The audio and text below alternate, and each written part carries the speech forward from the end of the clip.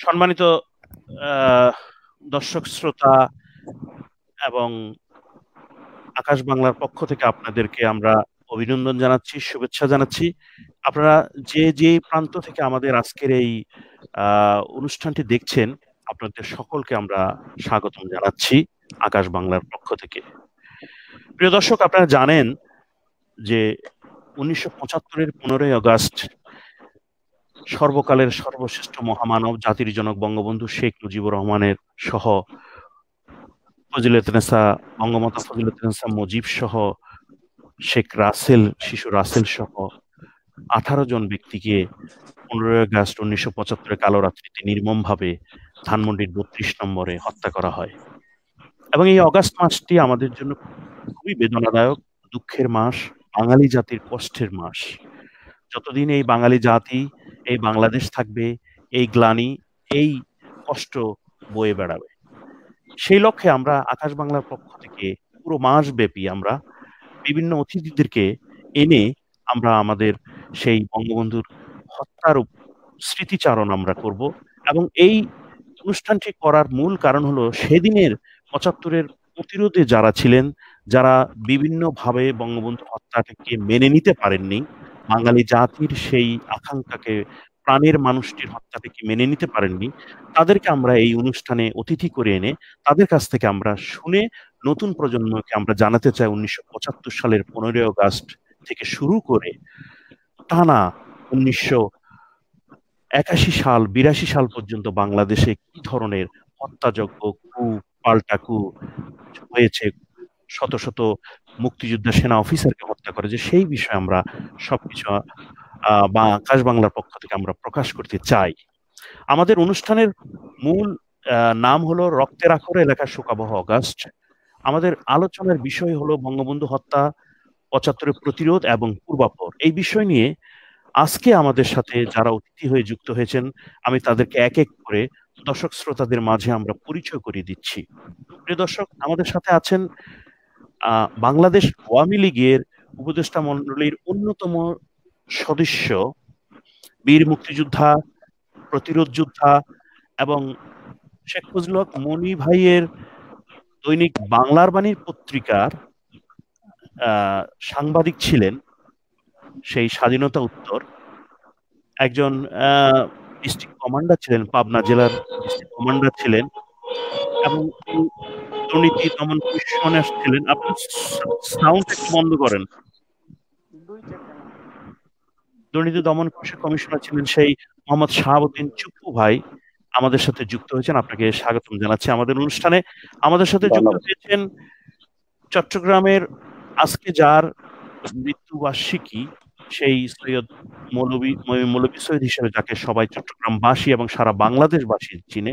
1975 সালের 15ই আগস্ট যিনি বঙ্গবন্ধুর হত্যার তীব্র প্রতিবাদ দিয়ে, যিনি প্রাণ দিয়ে প্রমাণ করেছেন যিনি আজীবন তিনি বঙ্গবন্ধুকে ভালোবাসেন, সেই মৌলভী সৈয়দের আজ মৃত্যুবার্ষিকী। 1977 সালের 11ই আগস্ট তাকে ক্যান্টনমেন্টের টর্চার সেলে নির্মমভাবে টর্চার করে হত্যা করা হয় সেই সময়ের স্বৈরশাসক। সেই মৌলভী সৈয়দ, আপনারা সবাই জানেন তার ব্যাপারে। মৌলভী সৈয়দ হলেন একজন গেরিলা যোদ্ধা এবং বাংলাদেশ আওয়ামী যুবলীগের চট্টগ্রাম জেলার সভাপতি ছিলেন এবং 75-এর প্রতিরোধ যোদ্ধা, যিনি প্রথম প্রতিবাদটি করেছিলেন। তারই ভাই আরেকজন প্রতিরোধ যোদ্ধা আমাদের সাথে যুক্ত হয়েছেন, যিনি বাংলাদেশ আওয়ামী যুবলীগের সাবেক সভাপতি মণ্ডলীর অন্যতম সদস্য ছিলেন, 75-এর প্রতিরোধ যোদ্ধা, বীর মুক্তিযোদ্ধা সৈয়দ মাহমুদুল হক সাহেবকে আমরা স্বাগতম জানাচ্ছি আমাদের অনুষ্ঠানে। আমাদের সাথে যুক্ত আছেন বঙ্গবন্ধু যাকে বুড়ি বলে সম্বোধন করতেন, সেই আমাদের নারী কমান্ডার, 71-এর নারী কমান্ডার, সকলের পরিচিত, যিনি 75-এর বঙ্গবন্ধুর হত্যাটি মেনে নিতে পারেননি, যিনি বঙ্গবন্ধুর বাবা মাকে মুক্তিযুদ্ধের সময় রক্ষা করেছিলেন, সেই বীর মুক্তিযোদ্ধা 71-এর রণাঙ্গনের নারী কমান্ডার আশালতা বৈদ্য আমাদের সাথে যুক্ত হয়েছেন। আমরা ধন্যবাদ জানাচ্ছি, স্বাগতম জানাচ্ছি। আমাদের সাথে যুক্ত আছেন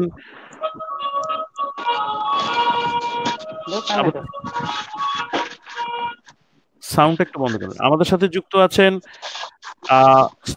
75-এর 15 আগস্ট সেনিয়াবাদের বাড়িতে যেই হত্যাযজ্ঞ চলেছে সেদিন স্বচক্ষে যিনি দেখেছিলেন সেই তরুণ বয়সে বীর মুক্তিযোদ্ধা, কানাডা আওয়ামী লীগের সদস্য আব্দুস সালাম আমাদের সাথে যুক্ত হয়েছেন। আপনাকে স্বাগতম জানাচ্ছি।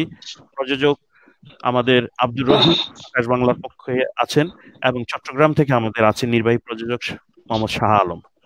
প্রিয় দর্শক, আপনারা জানেন যে এই হত্যাকাণ্ডটি জাতীয় এবং আন্তর্জাতিকভাবে সম্পৃক্ত ছিল, এই হত্যাকাণ্ডের সাথে জড়িত, এবং এই হত্যাকাণ্ডের সাথে যারা যারা যুক্ত ছিলেন এবং সেদিন সাউন্ড একটু বন্ধ করেন, আপনাদের আরো বাসা থেকে সাউন্ড আসতেছে। প্রিয় দর্শক, আপনারা জানেন যে সাউন্ড আসছে, খুব প্রচুর সাউন্ড আসছে, আপনাদের একটু কারো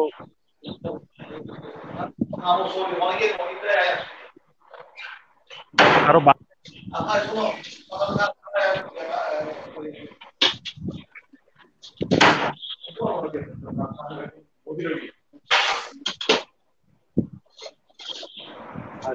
আপনি মিউট করে রাখেন মাহমুদুল হক, তাহলে আপনি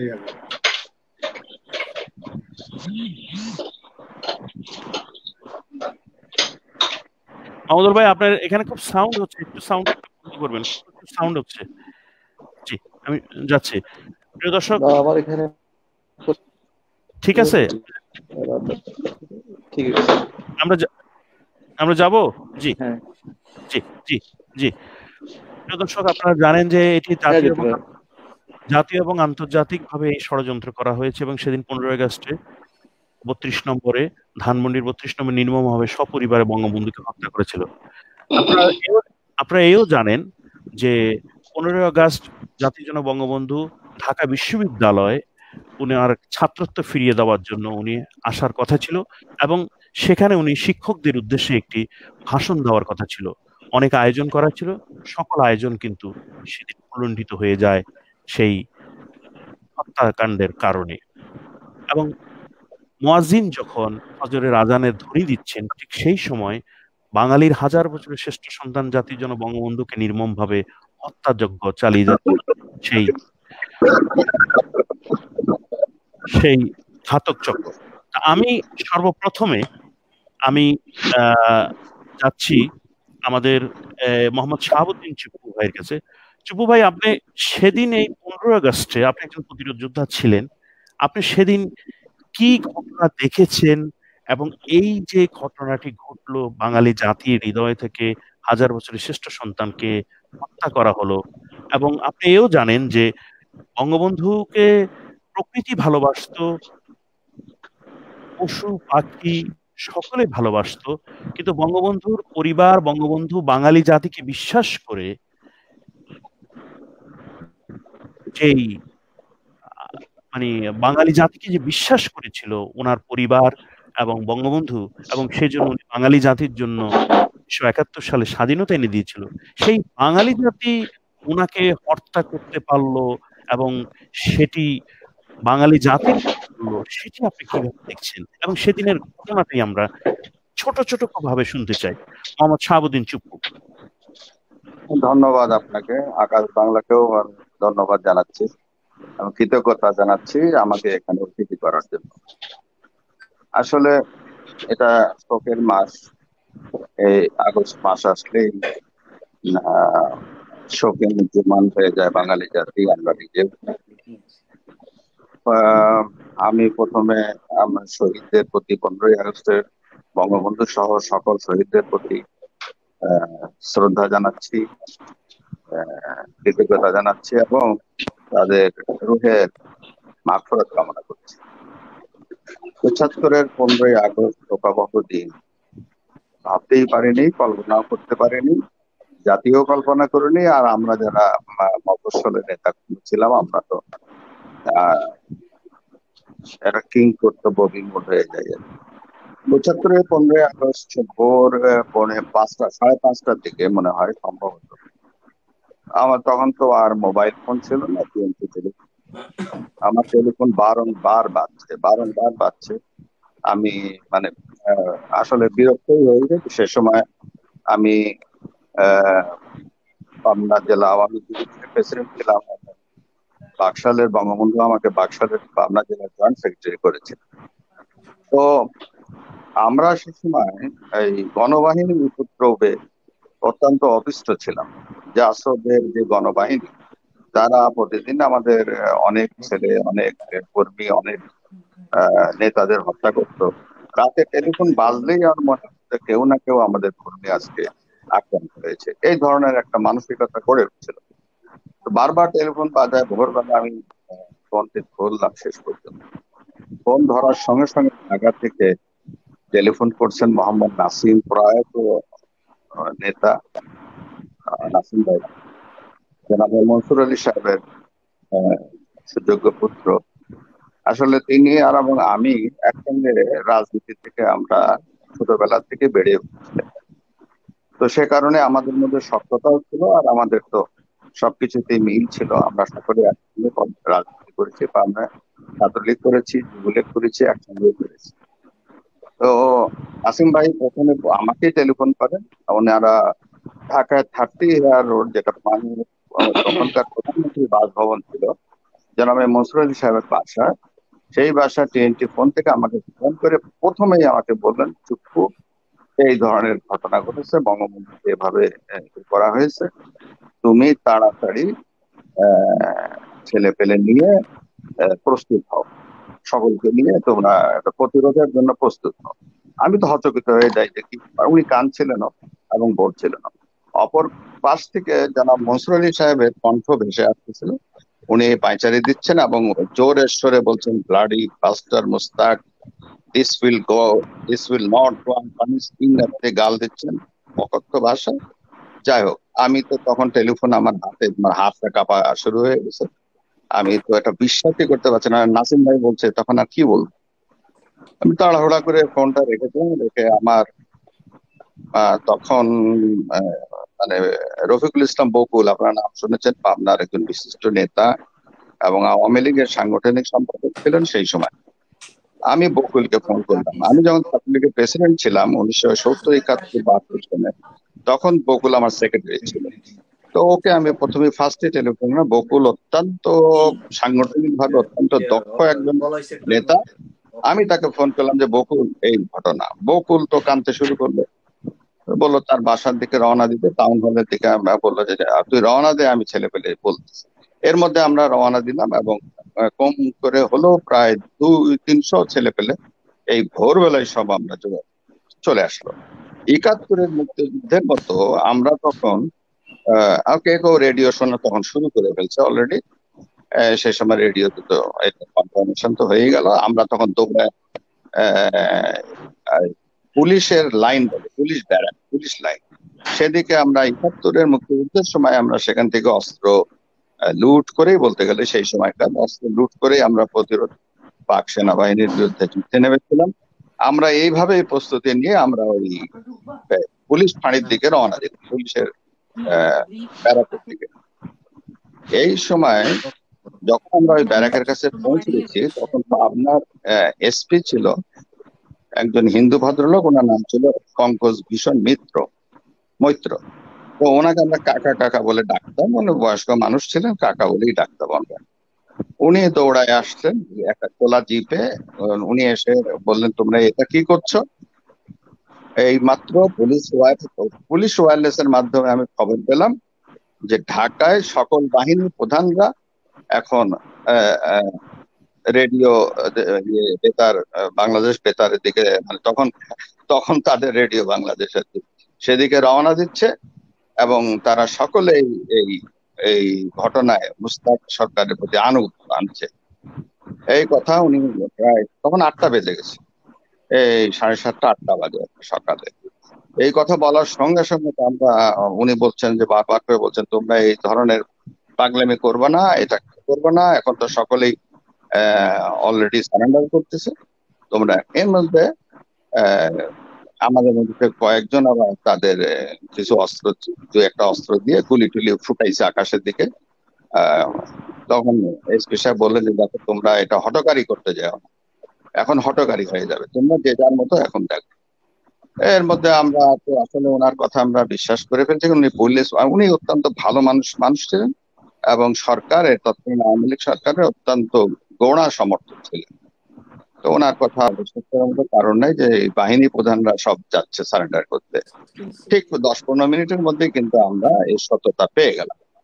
পেয়ে যাওয়ার পর আমরা তো যে যার মতো যেখানে পারি তখন আসলে নিজেদের সেভ করার জন্য আমার মনে আছে আমি সেই সময় পাবনা রক্ষী বাহিনীর যিনি লিডার ছিলেন ওর নাম আলমগীর। তা আমি ওনাকে টেলিফোন করেছিলাম বাড়ির থেকে বেরোনোর আগে যে এ ধরনের কথা। তো উনি তখন আমাকে বলছেন যে হ্যাঁ আমরা আমাদের এই হেডকোয়ার্টার থেকে খবর পেয়েছি এরকম একটা মর্মান্তিক ঘটনা ঘটছে। তো আমার মনে হয় সব ঠিক হয়ে যাবে। তবে আমি আমি ব্যাটেল ড্রেসে প্রস্তুত আছি এই শব্দটি ব্যবহার করছি যে আমরা ব্যাটেল ড্রেসে প্রস্তুত আছি। আমার 45টা এলএমজি আছে এই আছে মানে তার অস্ত্রের স্ট্রেংথটা তিনি আমাকে জানালেন। আর আমাদের পাশাপাশি নাটোরের ওই কাদিরাবাদ ক্যান্টনমেন্ট বলে এটা আমরা ঠেকাতে পারবো রক্ষী বাহিনীর লিডার বলছিল আর কি। আমি তো খুবই মানে মানে নিজেকে খুব স্বস্তি বোধ করেছি যে যাই হোক একটা কিছু আমরা করতে পারবো। কিন্তু সে সময় যখন সব বাহিনীর প্রধানরা সারেন্ডার করলো এবং তখন রক্ষী বাহিনীর লিডার যিনি ছিলেন কর্নেল নুরুজ্জামান উনি দেশের বাইরে ছিলেন। রক্ষী বাহিনীর আনঅফিসিয়ালি যিনি কমান্ড ছিলেন তিনি আমাদের তোফাল ভাই। আমরা আশা করছিলাম যে তখন হয়তো এই কমান্ডটা আসতে পারে। তো সে ধরনের কোনো কিছু ঘটলো না। আমরা যে যার মতো তখন আত্মগোপনে চলে গেলাম। এই হলো প্রথম দিকের কথা। এরপরের কথা তো আমাদের মর্মান্তিক ঘটনা। আমি তো 20 তারিখে আমি অ্যারেস্ট হয়ে গেলাম।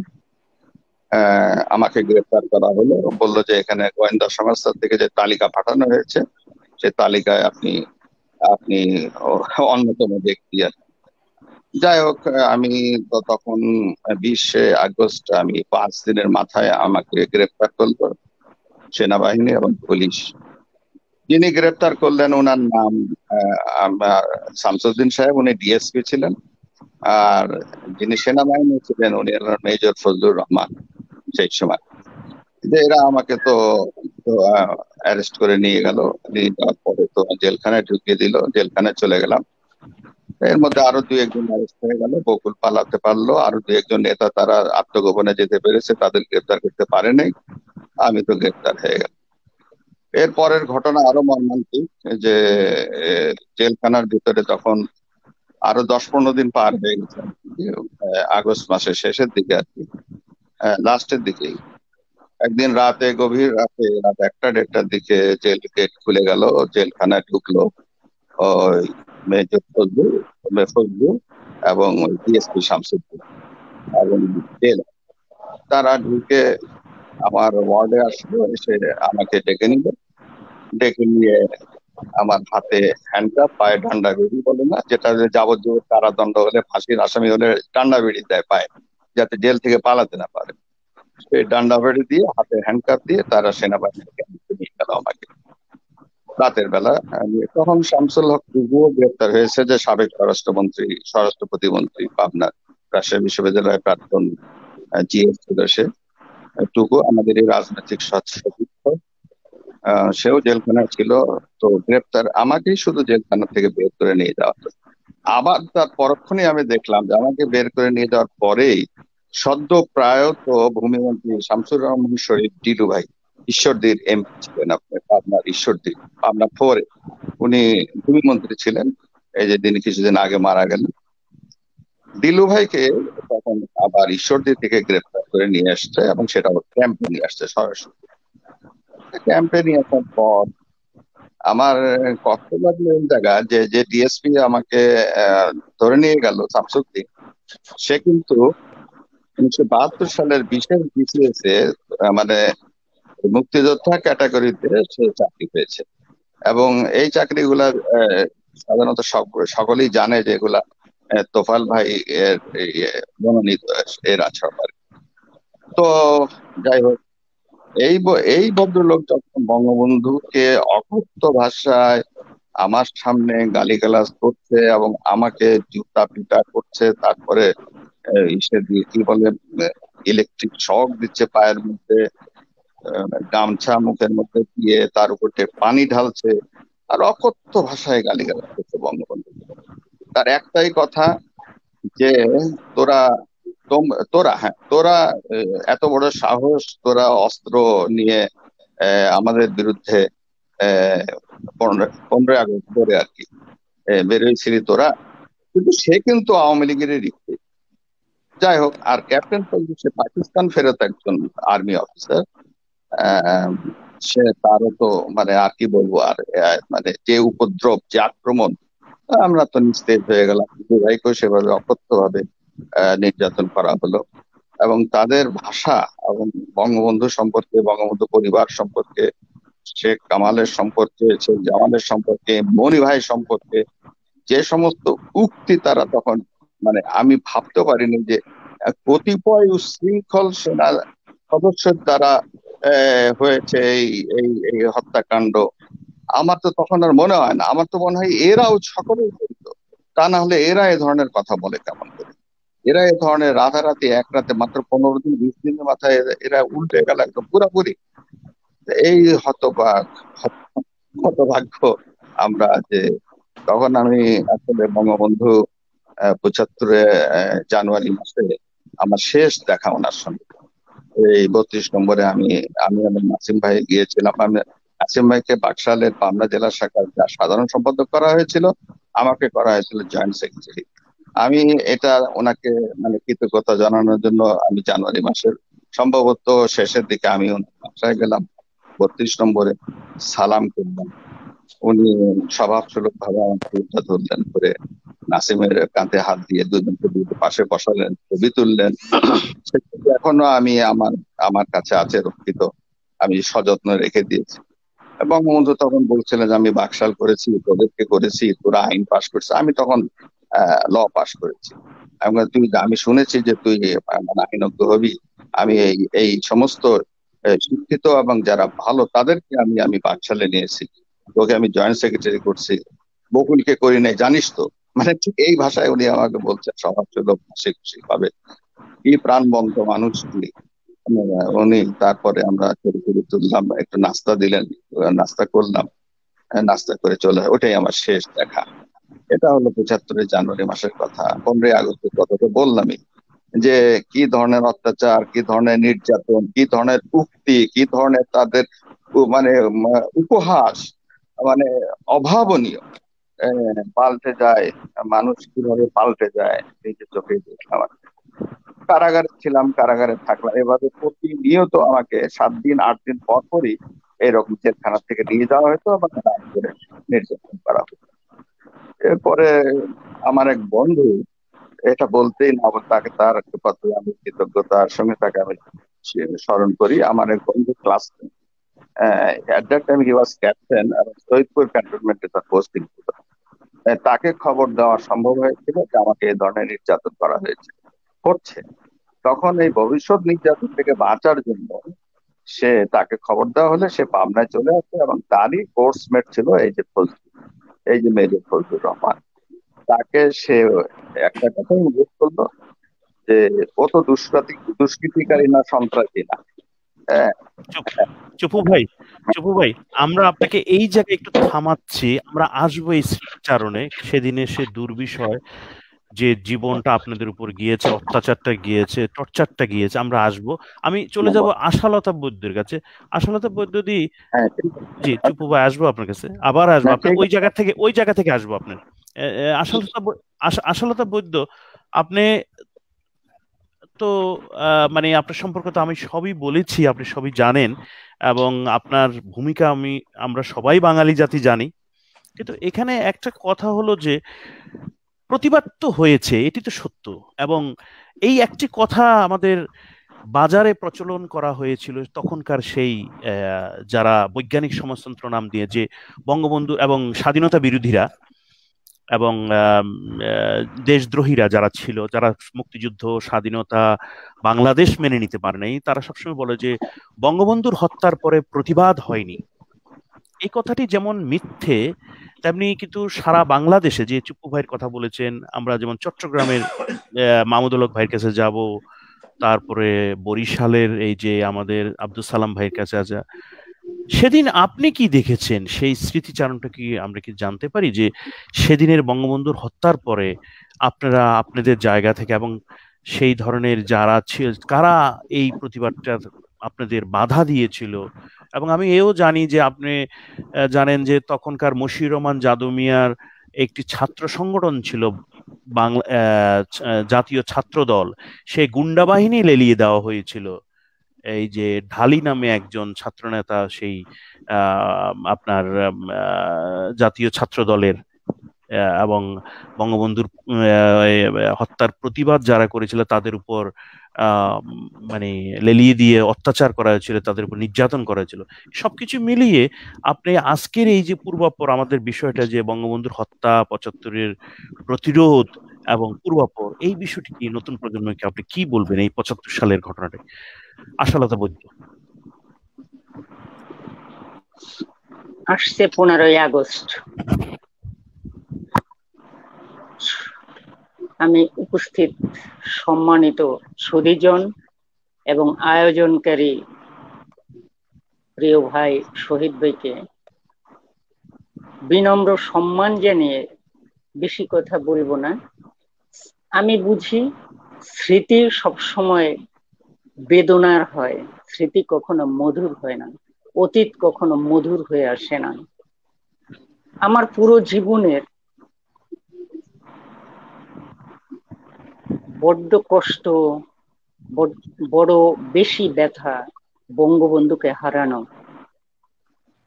একটু পূর্বে যাই, আপনি অনেক বেশি বিশেষণ দিয়ে আমাকে বলেছেন, আমি অতটা নই। আমি বঙ্গবন্ধুর বুড়ি, এটা আমার অহংকার। ছাত্র জীবনে মানুষ যখন লেখাপড়া করে, রাজনীতির কথা ভাবার আগে রাজনীতিতে অংশগ্রহণ, তাও জাতির জনকের হাত ধরে 1969-এর গণ অভ্যুত্থানে জেল মুক্তির পরে বঙ্গবন্ধু যখন কোটালীপাড়া আসলেন, সেই দিনে আমি সকলার ছোট্ট মঞ্চে বক্তৃতা করতেছিলাম। বঙ্গবন্ধু তখন নিকট দূরে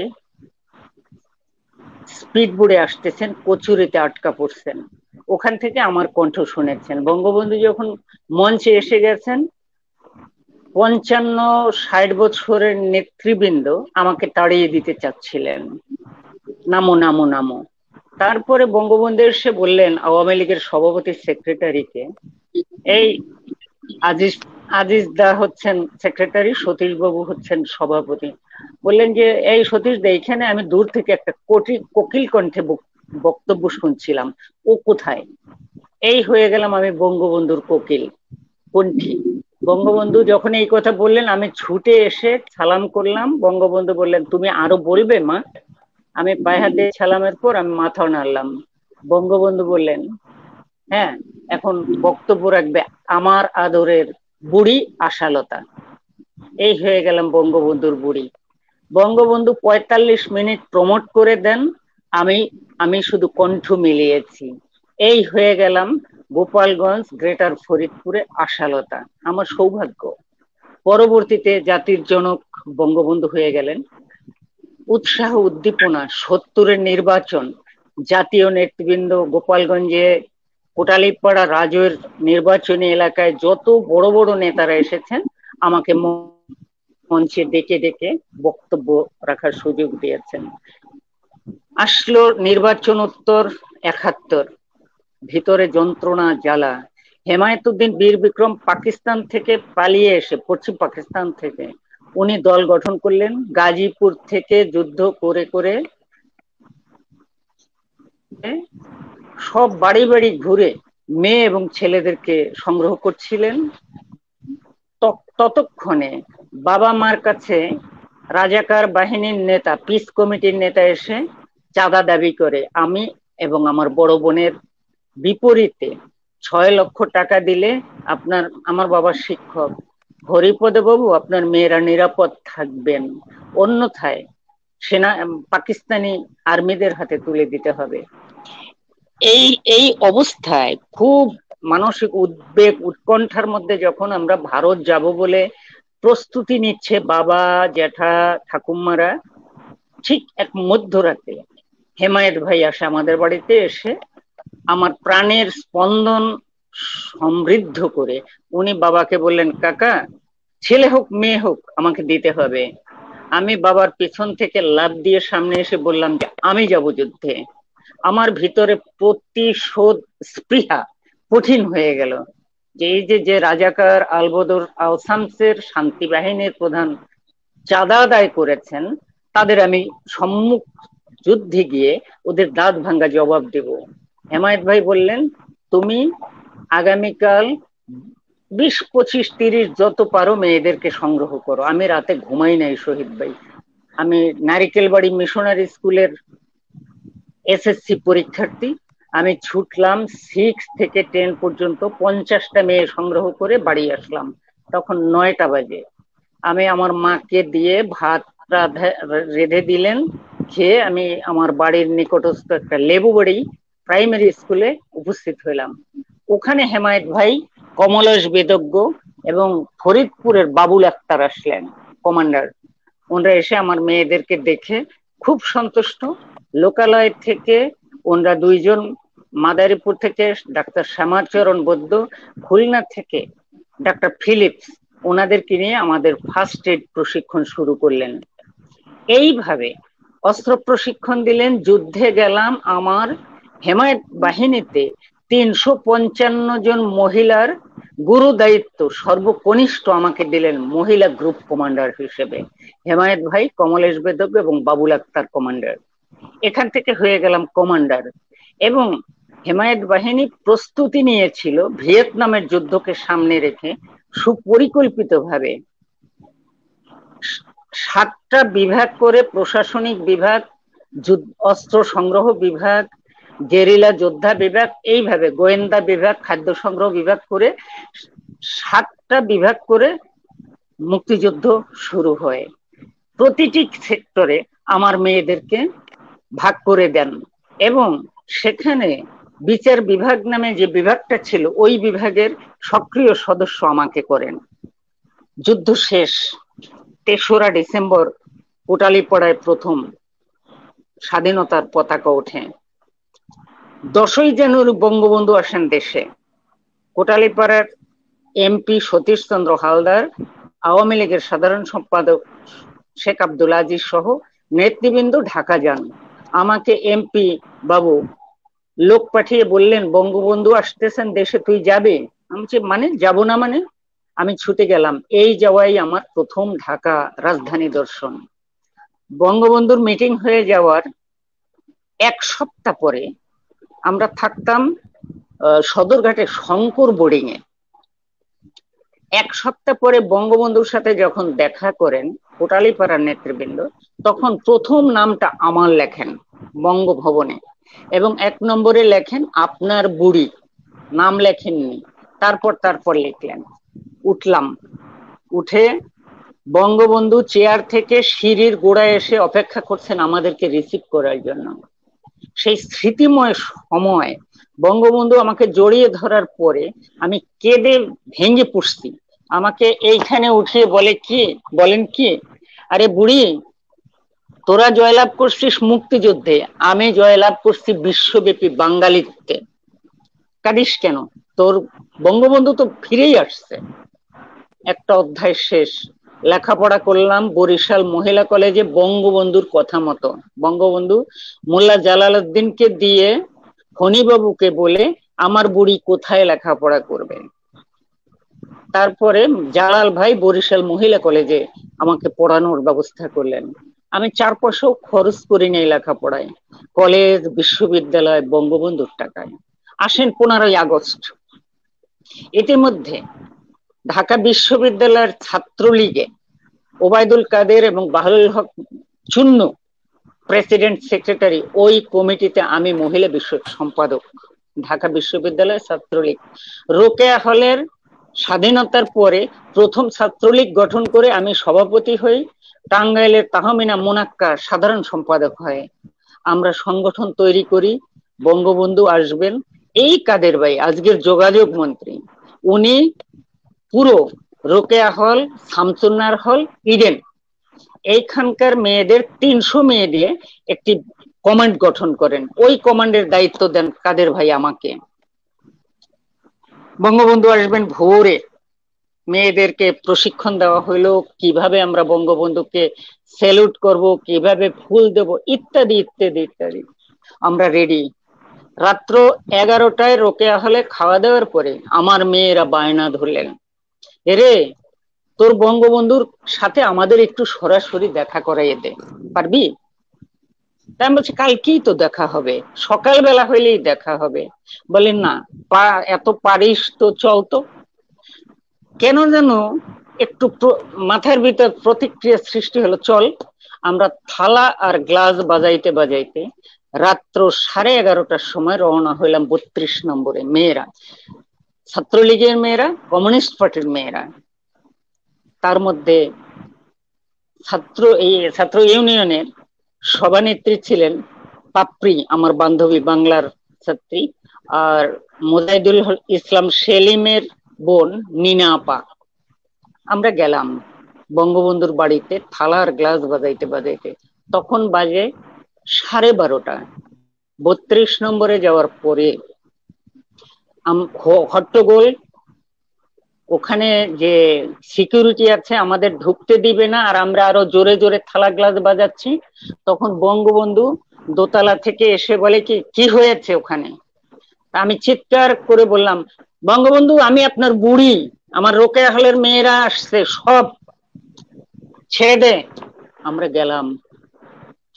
এই যাওয়ার পথে ভেতরে যে কষ্ট, আমাদের প্রিয় কামাল ভাই ছিলেন সূর্য সেন হলে, কামাল ভাই আমাদের সাথে জড়িত হইলেন। ইসমত কাদির গামা আমাদের সাথে গেলেন। কামাল ভাইকে যদি না নিতাম, তাহলে আমরা যদি মিছিলটা না করে যেতাম, কামাল ভাইকে হয়তো হারাইতে হইতো না। এটা হচ্ছে ভেতরের কষ্ট। গেলাম, গিয়ে বঙ্গবন্ধু দোতলায় গেলাম। কি এত রাতে আসছিস কেন? পথঘাট নিরাপদ? বঙ্গবন্ধুর রাজাতে আবার অনিরাপত্তার কি আছে? বুড়ি তুই কথা বলিস না। সবাই পায়ে হাত দিয়ে সালাম করলাম। ঝাল মুড়ি টুরি অনেক কিছু আমাদেরকে বেগম মুজিব দিলেন, আমরা খেলাম। বললেন তোমরা যাও, শান্ত হয়ে গিয়ে ঘুমাও, সকালবেলা তোমাদের কাছে আসবো। আসলাম রোকেয়া হলে ফিরে, আবার নাচতে নাচতে এসে খুব ক্লান্ত লাগতেছে, সারাদিন পরিশ্রম। রাত 1:30-2টা বাজে আমি ঘুমিয়ে পড়লাম আমার খাটের উপরে। আমার বন্ধুরা ওরা মানে সাজুগুজু করছে, ভোর 5টার আগেই উঠে সাজুগুজু করছে। এর মধ্যে ওরাই রেডিও শুনছে, আমি জানি না। আমাকে আমার রুমমেট নূরজাহান, প্রথমা রায়, ডক্টর প্রথমা রায় এখন যাদবপুর ইউনিভার্সিটিতে আছে, ওনারা রেডিও শুনে আমাকে ঠেলে ঠেলে উঠিয়ে ফেলছে। আরে তুই ঘুমাস, তোর বঙ্গবন্ধু নাই। আমি আটকে উঠলাম, কি হয়েছে? বঙ্গবন্ধু নাই মানে?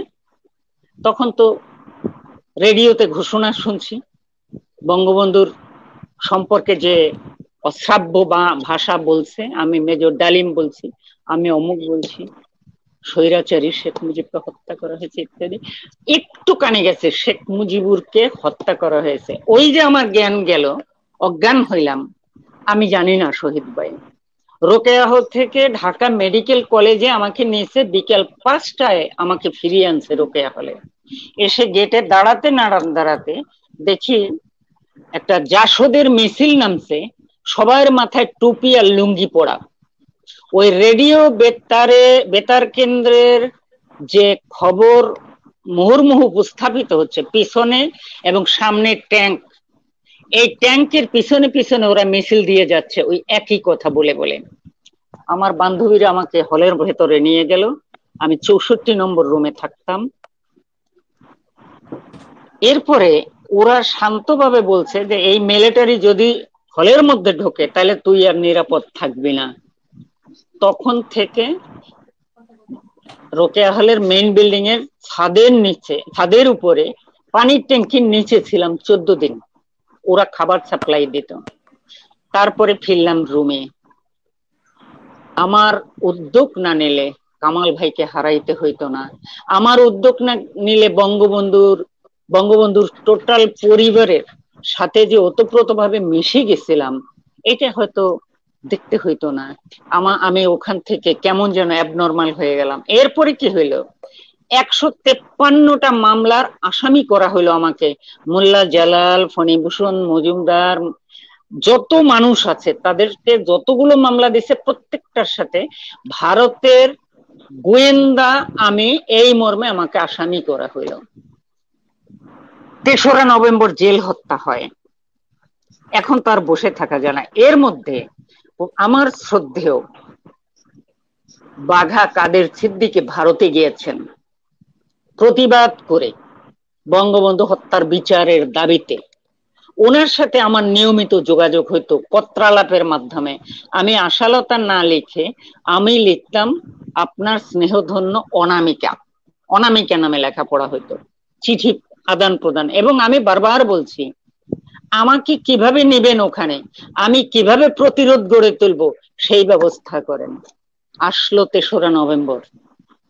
3রা নভেম্বরের জেল হত্যার পরে আমি রোকেয়া হলের মধ্যে ছাত্র ইউনিয়ন আর ছাত্র লীগ নিয়ে মিটিং করে বলছি এটার একটা প্রতিবাদ আমাদের করতেই হবে।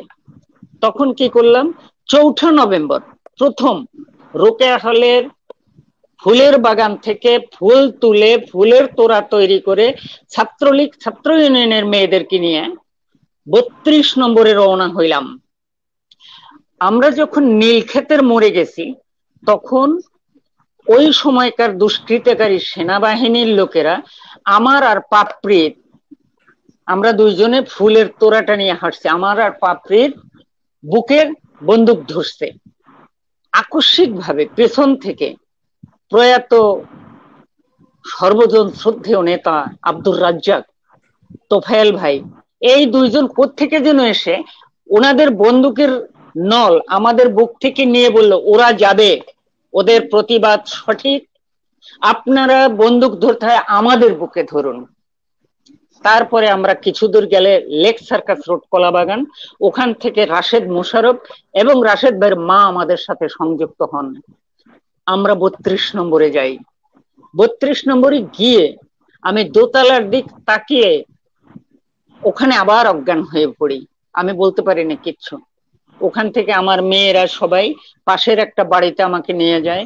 ওখান থেকে আবার রোকেয়া হলে ফিরে আসি। ফিরে আসার পরে শুরু হয় অত্যাচার, নির্মম অত্যাচার। এবং রোকেয়া হলের প্রথম ফিরেই নীলিমা ইব্রাহিম আমাদের প্রবোধ ছিলেন, উনি আমার সিট বাতিল করে দেন। বঙ্গবন্ধুর স্মৃতিতে প্রতিবাদ মিছিল করে না বলে ফুলের বাগান থেকে ফুল ছেঁড়ার অপরাধে। এরপরে সেনাবাহিনী যখন রোকেয়া হলে আমাকে খুঁজতে আসে, উনি আমার ঠিকানা দিয়ে, হ্যাঁ আশাদি আমি ওই জায়গাটা আসবো। এই যে সূর্য সেন হল, মহসিন হলের সামনে যে ট্যাঙ্ক গিয়েছিল এবং একজন মেজর মানে হুঁশিয়ারি উচ্চারণ করে বলেছিল মার্শাল্লাহ ব্রেক করলে মেয়েদের হলে ঢুকে গুলি করবে, ওই জায়গাটা আসবো। আমি একটু আপনাকে থামাচ্ছি বিনয়ের সাথে। আমি এখন চলে যাব আমাদের সৈয়দ মাহমুদুল হক ভাই, যিনি প্রতিরোধ যোদ্ধা ছিলেন, যিনি সৈয়দ মৌলভী সৈয়দের ভাই, প্রথম যিনি প্রতিবাদ করেছিলেন মৌলভী সৈয়দ। আজকে তার মৃত্যুবার্ষিকী, আমরা গভীর চিত্তে স্মরণ করছি মৌলভী সৈয়দকে। আমি মাহমুদুল হক ভাইকে বলবো যে মাহমুদুল ভাই, আপনি তো সেদিন প্রতিরোধ যোদ্ধা ছিলেন এবং সৈয়দ ভাইয়ের সাথে ছিলেন এবং সবই দেখেছেন যে 1977 সালে শ্রীমতী গান্ধী যখন কংগ্রেস হেরে গেল তখন ক্ষমতায় আসে কিন্তু মোরারজি দেশাই ভারতে প্রধানমন্ত্রী হয়ে। আপনাদের একটি সংগঠন নতুন করেছিলেন, সেটি হলো জাতীয় মুক্তি বাহিনী। সেটি ভারত সরকার বলল যে আপনাদেরকে আর ব্যবহার করতে দিবে না এই ভারতের মাটিতে থেকে কোনো ধরনের আন্দোলন সংগ্রামের প্রস্তুতি করার জন্য। এবং কাদের সিদ্দিকীর সাথে আলোচনা করে মেঘালয়ের তুরাগ নিয়ে তাকে নজরবন্দি করা হলো এবং তখনকার স্বৈরশাসক খুনি জিয়াউর রহমানের সাথে মোরারজি দেশাইয়ের একটা মানে চুক্তি হয় যে প্রতিরোধ যোদ্ধারা যারা ভারতবর্ষে গিয়েছে এবং বাংলাদেশ এবং ভারতের মাটি ব্যবহার করে যারা প্রতিরোধ যুদ্ধ করতে, তাদেরকে এই স্বৈরশাসক জিয়ার হাতে উঠিয়ে দিতে।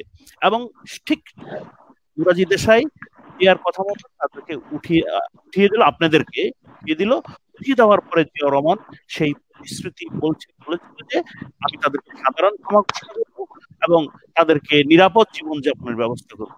জিয়া সেটি একটি কৌশল অবলম্বন করে সেটি রক্ষা করেনি এবং ধাপে ধাপে ধাপে ধাপে সেই সকল প্রতিরোধ যোদ্ধাদের তিনি হত্যা করেছে, টর্চার করেছে, নির্যাতন করেছে এবং আজও সেটা ক্ষত বহে বেড়াচ্ছেন আপনারা।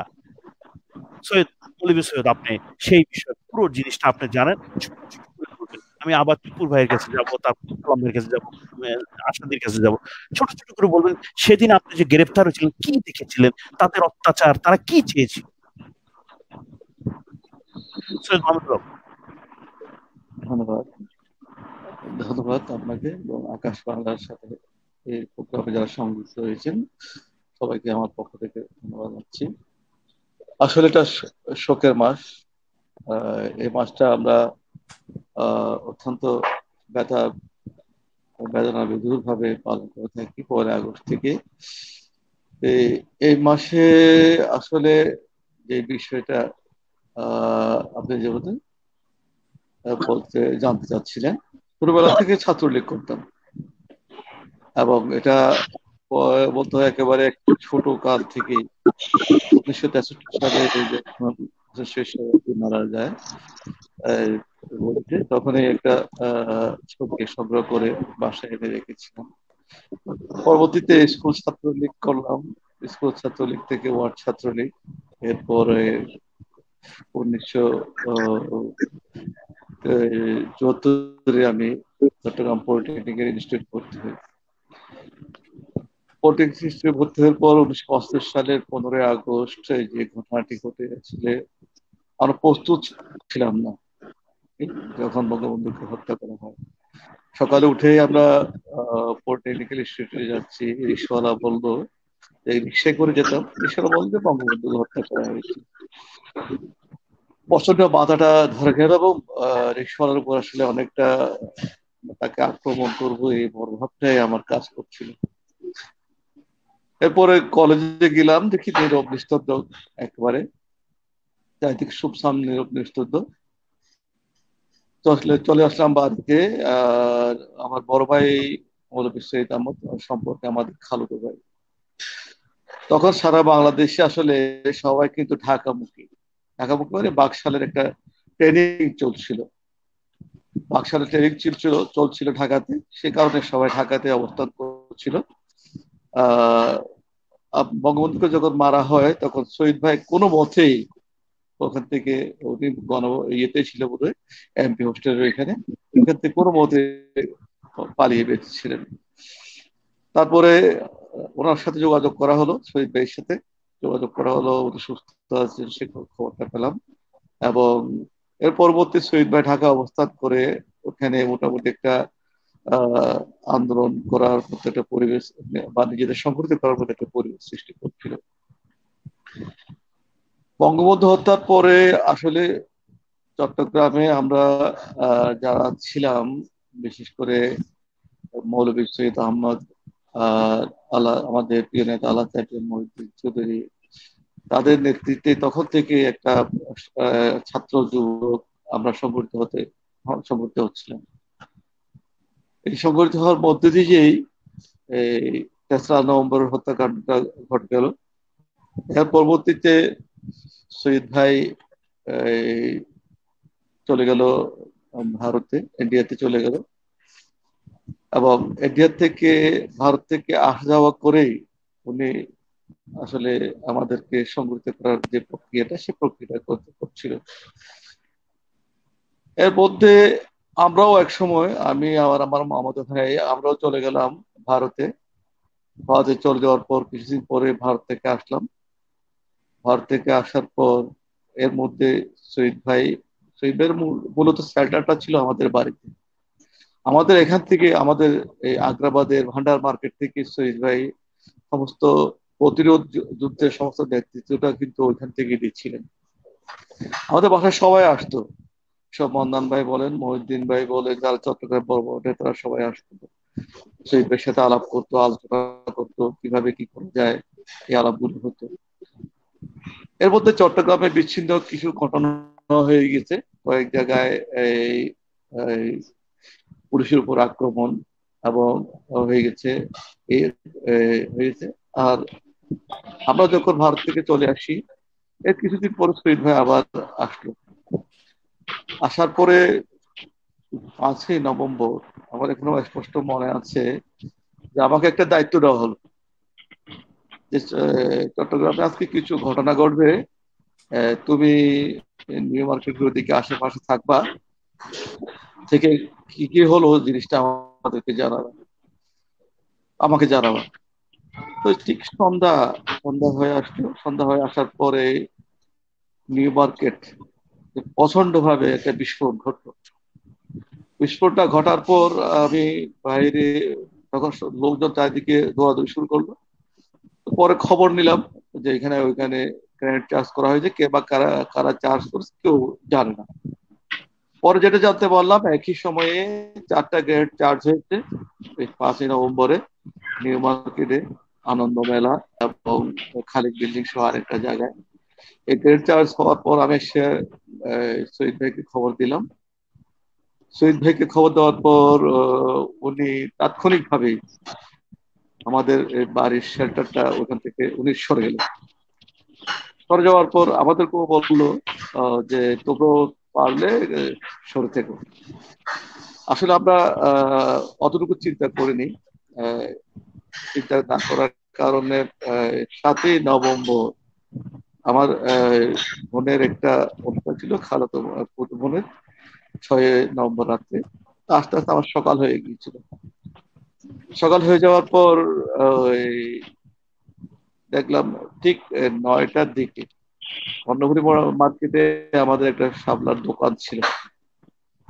ওখান থেকে আমার বড় ভাইকে নিয়ে সেনাবাহিনীর কয়েকজন লোক, মেজর রব, সুবেদার অলিউল্লাহ, পুলিশ, দলপরি থানার পুলিশ সহ এসে আমাদের পুরো এরিয়াটা ঘেরাও করে ফেলল। ঘেরাও করে ফেলার পর আমি আসলে পালিয়ে যেতে চেয়েছিলাম, তাদের নজরে পড়ে গেলাম।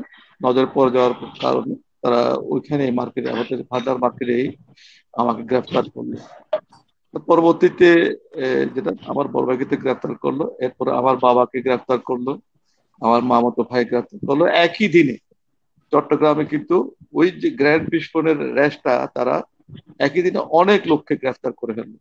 এখানে অ্যাডভোকেট দীপেশ চৌধুরী, অ্যাডভোকেট সালাউদ্দিন কাদের, মোহাম্মদ ইউনুস সহ আর প্রতিরোধ যোদ্ধা যারা ছিল, যারা বঙ্গবন্ধু হত্যার প্রতিবাদে সোচ্চার ছিলেন এবং এই হামলার সাথে যারা যুক্ত ছিল, তাদের অনেককে সেদিন গ্রেফতার করা হলো। এবং গ্রেফতার করে প্রথমে নিয়ে আসা হলো দলপরি থানায় এবং কোতোয়ালি থানায় এখানে।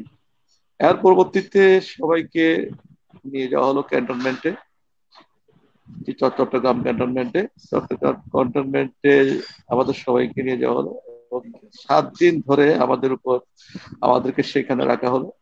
এবং সেখানে অমানসিক অত্যাচার যাকে বলা হয়, প্রত্যেককে আলাদা আলাদা করে সেটা রাখা হয়েছে এবং প্রত্যেককে প্রতিদিন নিয়ে যাওয়া হতো এবং টর্চার করা হতো। যে এরা আসলে আমাদেরকে ইন্ডিয়ান মিসক্রিয়েন্ট হিসাবে ট্রিট করতো এবং প্রতিদিনই টর্চার করে 7 দিন আমাদেরকে অনবরত সেখানে টর্চার করা হলো। আমার বৃদ্ধ বাবাকেও তারা সেদিন গ্রেফতার করেছিলেন। এরপর আমাদেরকে চট্টগ্রাম জেলে পাঠিয়ে দেওয়া হলো। চট্টগ্রাম জেলে পাঠিয়ে দেওয়ার পর আমরা যেটা হলো যে আমাদেরকে একটা মামলা রুজু করা হলো। সেই মামলাটা হলো চট্টগ্রাম ষড়যন্ত্র মামলা 1, চট্টগ্রাম ষড়যন্ত্র মামলা 2, চট্টগ্রাম ষড়যন্ত্র মামলা 3, দেশদ্রোহী মামলা 3টা মামলা দেওয়া হলো। এখানে 1 নম্বর আসামি করা হলো মৌলভী সৈয়দ আহমদকে, 2 নম্বর আসামি করা হলো আলহাজ মহিউদ্দিন চৌধুরীকে এবং আরো 14 জনকে, আমি সহ আরো 14 জন, আমার বাবা সহ 14 জনকে আসামি করা হলো। এর পরবর্তীতে যেটা ঘটনা হলো যে ডিসেম্বরের শেষের দিকে ওখানে চট্টগ্রাম জেলে আমরা যাদেরকে পেলাম, চট্টগ্রামের আওয়ামী লীগের সভাপতি মান্নান সাহেব এবং অধ্যাপক পুলিশ দে, আতাউর রহমান খান, কায়সার, কাদিয়ান, আমরক, দানু, চট্টগ্রামের সিনিয়র নেতা যারা আছে প্রত্যেককে কিন্তু সেদিন গ্রেফতার অবস্থায় চট্টগ্রাম জেলে আমরা পেলাম। তো আল্লাহ রাব্বুল আলামিন একটা সুবিধা সেদিন দিয়েছিলেন, আমাদের ওই ডিভিশন দেওয়া হয়েছিল এজ এ রাজবন্দী হিসেবে, আমরা সেখানে ছিলাম। তো ডিসেম্বরের শেষের দিকে আমরা খেতে বসলাম সবাই। খেতে বেরোর সময় এই সময় হঠাৎ করে অফিস কল আসলো, আমাকে অফিস কলে করে নিয়ে যাওয়া হলো ডিসেম্বরের শেষের দিকে। এরপরে দেখলাম যে পর্যায়ক্রমে সবাইকে নিয়ে যাওয়া হলো। আমাদের যারা চট্টগ্রাম ষড়যন্ত্রের মামলা আসামি তাদের সবাইকে নিয়ে যাওয়া হলো এবং নিয়ে চট্টগ্রাম রেল স্টেশনে নিয়ে আসা হলো। চট্টগ্রাম রেল স্টেশন থেকে নিয়ে আসা হলো ঢাকা ক্যান্টনমেন্টে, যেটাকে জয়েন্ট ইন্টারোগেশন সেল বলা হয়, সেখানে নিয়ে যাওয়া হলো। সেখানে নিয়ে গিয়ে প্রথমে আমাদের সাক্ষাৎ হলো প্রথম দিনেই তৎকালীন মেজর জেনারেল এরশাদ সাহেবের সাথে। এরশাদ সাহেব ও আমাদেরকে সবাইকে দেখলেন, দেখার পরে কোনো কিছুই বললেন না, প্রত্যেককে আলাদা করে নিয়ে সেলে ঢুকিয়ে দেওয়া হলো। ওই সেলে, যেটাতে আন্ডারগ্রাউন্ড সেলটার পাশাপাশি পুরো সেলটা 15 দিন আমাদেরকে, আমার বৃদ্ধ বাবাকে এবং আমার ভাই বা যারা ছিল তাদেরকেও 15 দিন ধরে নির্মম নির্যাতন করা হলো। এই নির্যাতনের শিকারে প্রত্যেকে আসলে পঙ্গুত্ব অবস্থায় ছিলাম আমরা। এরপরে আমাদেরকে এক প্রকার জোর করে একটা স্টেটমেন্ট তৈরি করলো। একটা স্টেটমেন্ট তৈরি করে টেলিভিশনে শো করা হলো এবং ওইখানে কিছু আর্মস যেগুলি তারা আমাদের কাছে পায়নি, সে আর্মস গুলো শো করে টেলিভিশন শো করা হতো যে তারা এরা ইন্ডিয়া থেকে ট্রেনিং নিয়ে আসছে, ইন্ডিয়ান মিসক্রেন্ট, তারা সরকারের বিরুদ্ধে, দেশের বিরুদ্ধে কাজ করছে। এভাবে ফলাও করে টেলিভিশন প্রচার করা হলো এবং সেখানে মৌলভী সৈয়দ এবং মদিন ভাইয়ের নামে তাদের কথাও বলা হলো। পরবর্তীতে চট্টগ্রামের প্রত্যেকটা পত্রিকার হেডলাইন তারপর দিন আমরা ছিলাম, বিবিসি, ভয়েস অফ আমেরিকা, এখানেও আমাদের ফলাও করে প্রচার করা হলো। 15 দিন অত্যাচার নির্যাতনের পরবর্তীতে আবার আমাদেরকে নিয়ে আসা হলো চট্টগ্রাম জেলে। চট্টগ্রাম জেলে আমাদেরকে সবাই অনেকে ভুল বুঝলো, তারা মনে করলো যে হয়তো আমরা স্টেটমেন্ট দিয়েছি, তো আমাদেরকে জোর করে তারা লিখিতভাবে এই স্টেটমেন্ট গুলো তৈরি করে তারা দিল। সে কথা পরবর্তীতে অনেকে বুঝেছে, বিশেষ করে অধ্যাপক পুলিতা, যিনি পরবর্তীতে আওয়ামী লীগ প্রেসিডিয়ামের সদস্য ছিলেন, উনি অত্যন্ত স্নেহভরে আমাদেরকে আবার করলেন। তারপরে ওইখানে আমরা আসলে অনেক, প্রায় 4 বছর আমরা কারাগারে ছিলাম। এর মধ্যে আরেক দিন এর মধ্যে চট্টগ্রামের অনেক কিছু হয়ে গেল। চট্টগ্রামে আকোটাল আগ্রাবাদে গ্রেনেড চার্জ হলো, আরো অন্যান্য জায়গায় গ্রেনেড চার্জ হলো, হামলা হলো এবং শহীদ ভাই, মহিউদ্দিন ভাই এবং ইউসুফ ভাই নেতৃত্বে এই ঘটনাগুলি হচ্ছিল। এবং এই ঘটনার পরবর্তী চট্টগ্রাম জেলে কিন্তু কারাগারে এই আসামির সংখ্যা অনেক বেড়ে গেল ডিভিশনে এবং ওখানে। তারপরে আমরা দেখলাম যে প্রায় 10 আগস্ট কি 11 আগস্ট পর্যন্ত মনে পড়ছে না আমার, আমাকে অফিস কল করা হলো আবার। আমার তখন খাওয়ার টেবিলে বসলাম আবার, ওইখান থেকে আমাকে অফিস কল করা হলো। অফিস কল করে আমাকে নিয়ে যাওয়া হলো। দেখলাম চারিদিকে আর্মি এবং পুলিশ, এনএসআই, এসবি, টিজিএফ এর লোকরা সবাই বসা, মধ্যখানে আমাকে বসানো হলো। আমাকে জিজ্ঞেস করা হলো মৌলভী সৈয়দদের বাড়ি কোথায়, কোথায় থাকে, তারা কয় ভাই বোন, তার বাবা আর মা আছে কিনা, এসব জিজ্ঞাসা করা হলো। সৈয়দ ভাই যে এর মধ্যে যে সৈয়দ ভাইকে নিয়ে আসা হয়েছিল ময়মনসিংহ বর্ডারে, এবং ওইখানে যে ইন্দিরা গান্ধী সরকারের পরাজিত হওয়ার পর মোরারজী দেশাই সরকার এসেছে এবং জিয়া রহমানের সাথে যে একটা চুক্তি হয়েছে, সেই জিনিসটা আমরা জেনেছিলাম। সেই চুক্তিটা হয়েছিল ভারতে যারা আছে তাদেরকে বাংলাদেশে পাঠিয়ে দেওয়া হবে এবং বাংলাদেশে যারা আছে ইন্ডিয়ান মাহমুদুল ভাই নাগরিক, যারা আমরা আমরা ওই ওই হ্যাঁ ওই ময়মনসিং থেকে যে সৈয়দ ভাইকে যে গ্রেপ্তার করেছে ওই প্রসঙ্গ থেকে আবার আসবো। আমি এই জাস্ট এই আব্দুল সালাম ভাইয়ের কাছে যাচ্ছি। মাহমুদুল ভাই আপনি ওখানে থাকবেন, আমি কিন্তু ওখান থেকে আপনাকে আসবো, কারণ এই আমি প্রত্যেককে ঠিক আছে যেই যেই জায়গা থেকে মানে বন্ধ রাখিয়েছি সেই জায়গা থেকে আমি আবার আসবো, কারণ এটি খুব গুরুত্বপূর্ণ হৃদয় বিদারক ঘটনা। চুপু ভাই প্লিজ, আপনি একটু কষ্ট দিব, আপনি থাকবেন, কিন্তু আজকের এই সবসময় তো আপনাকে বিরক্ত করতে পারি না। আমি বিনয়ের সাথে বলছি এই অনুষ্ঠান থাকতে হবে আপনাকে প্লিজ। এটা এটা কিন্তু নতুন প্রজন্মের জন্য আমরা রেখে যেতে চাই, কারণ আপনারা হারিয়ে যাচ্ছেন প্রতিরোধ যোদ্ধারা। প্লিজ মনে কিছু নেবেন না, আমি বিনয়ের সাথে বলছি। দিদি দিদি দিদি দিদি আপনি প্লিজ থাকবেন একটু। আব্দুল সালাম ভাই খুব ছোট করে বলবেন সেদিনের সেই ঘটনা, আপনি যে 15ই আগস্ট সেরনিয়াবাদের বাড়িতে ছিলেন এবং একটি উপলক্ষে আপনারা সেদিন গিয়েছিলেন, ঠিক ওই স্পেসিফিক ঘটনাটা শুনতে চাই। সেদিনের ঘটনাটা আপনি কি দেখেছেন একটু ঝটপট বলুন প্লিজ। ধন্যবাদ আপনাকে। সর্বপ্রথমে আমি সর্বকালের সর্বশ্রেষ্ঠ বাঙালি জাতির জনক বঙ্গবন্ধু শেখ মুজিবুর রহমানকে আমার অন্তরের অন্তঃস্থল থেকে শ্রদ্ধা জানাই। সাথে সাথে ওই দিন যারা শহীদ হয়েছেন তাদের প্রত্যেকের প্রতি আমার শ্রদ্ধা নিবেদন করছি। আসলে অনেক দিনের পুরনো কথা, অনেক কিছু ভুলেও গিয়েছি, তার মধ্যে সবসময় শরীরের পশমে বলার আগেই আমার সমস্ত পশমগুলি শিহরণ দিয়ে যেত। আমি তখন ঢাকা ইউনিভার্সিটিতে জহুরুল্লাহ হলে থাকি। তো আমি সকালবেলা আব্দুর রব শ্রীনাবাদু সাহেবের বাসায় আসি, 27 নম্বর মিন্টু রোড। তো এখানে আসার পরে আমি প্রথমেই আমাদের আবুল হাসনাত আবদুল্লাহ সাহেবের স্ত্রী, কয়েকদিন আগে উনি পরলোক গমন করেছেন, উনি এবং ওনার ননদ বেবি এবং আরজু আপা, এরা ওই তখন আপনারা জানেন যে কোঅপারেটিভ থেকে কিছু কাপড় চোপড় দিত, 635 কাপড়। তো এই কাপড়গুলো কিছু কাপড় ওনারা চয়েস করলো, আমি আগে একদিন আনছিলাম, তো এটার পরে বলো যে আমাদের জন্য কিছু নিয়ে আসো। তো আমি ওইটা দিনের বেলা নিয়ে আসছি। নিয়ে আসার পরে হাসনাত ভাইয়ের ছেলে সুকান্ত বাবু, ও আবার আমি বল খেলতাম, খুব পছন্দ করতো, তোর জন্য আবার একটা বল কিনে নিয়ে আসছিলাম। তো সারাদিন ওইখানে হইচই করার পরে বরিশাল থেকে 8-10 জন ছেলেরা আসছে। ওরা কামরুজ্জামান সাহেবের বাসায় গান করবে। কামরুজ্জামান সাহেব বরিশাল গেছিলেন, তো উনি ওদেরকে দাওয়াত দিয়ে আসছিল। আসার পরে আমি ওখানে থাকার পর ওরা আমাকে যাইতে দিল না, আমি সন্ধ্যার পরে ওখানে থেকে গেলাম।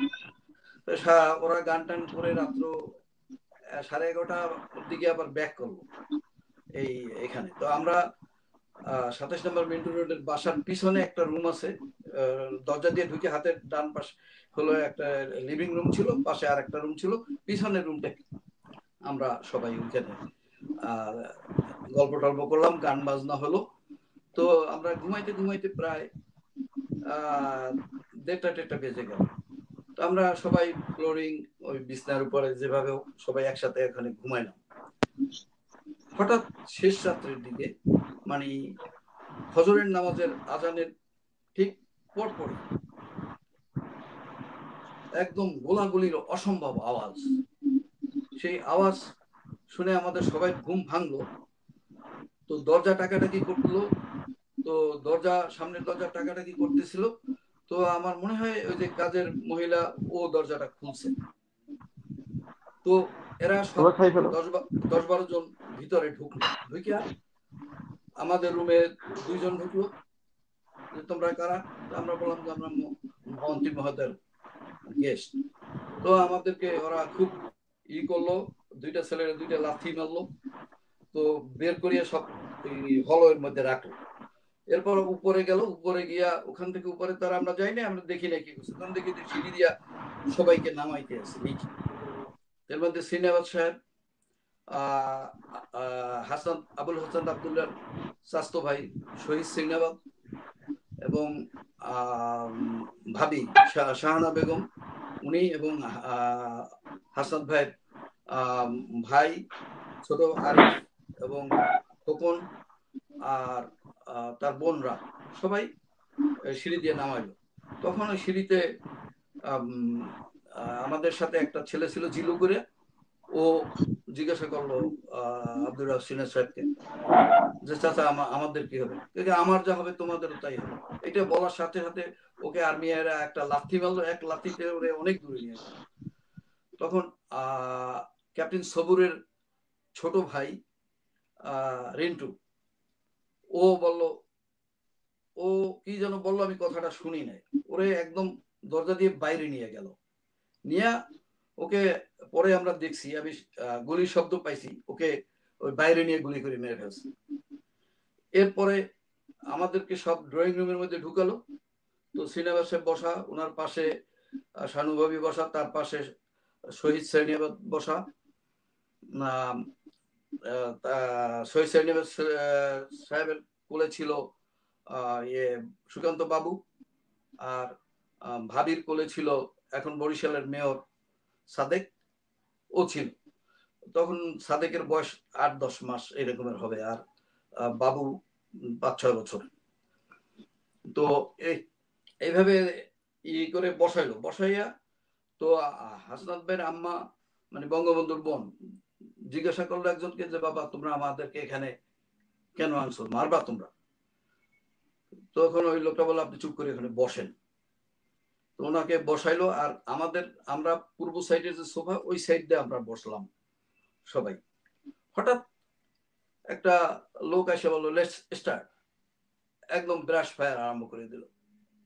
সেই ব্রাশ ফায়ারে যার যার গুলি লাগছে সে পড়ে গেল।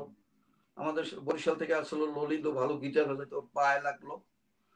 আর ওই জিলু ওর হাতের একটা আর্মের সাথে লাগলো, আমার কোনো গুলি লাগে নাই।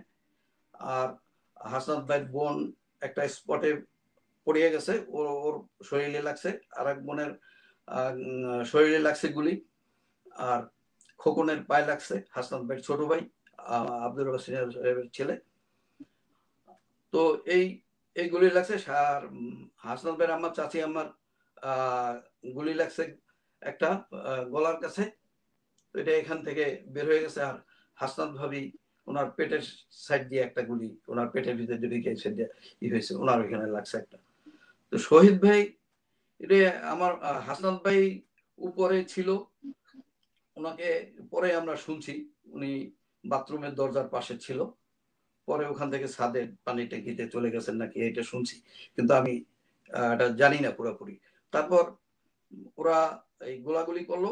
তো আরিফ ছিল, আরিফ হলো সিনেমা সাহেবের ছোট ছেলে, ও ছিল সিনেমা সাহেবের কোলের কাছে বসা। তো সিনেমা সাহেবের প্রথম হাতে সাইডে একটা গুলি লাগছে, মানে বুকের কাছে, উনি তখন পর্যন্ত মারা যান নাই।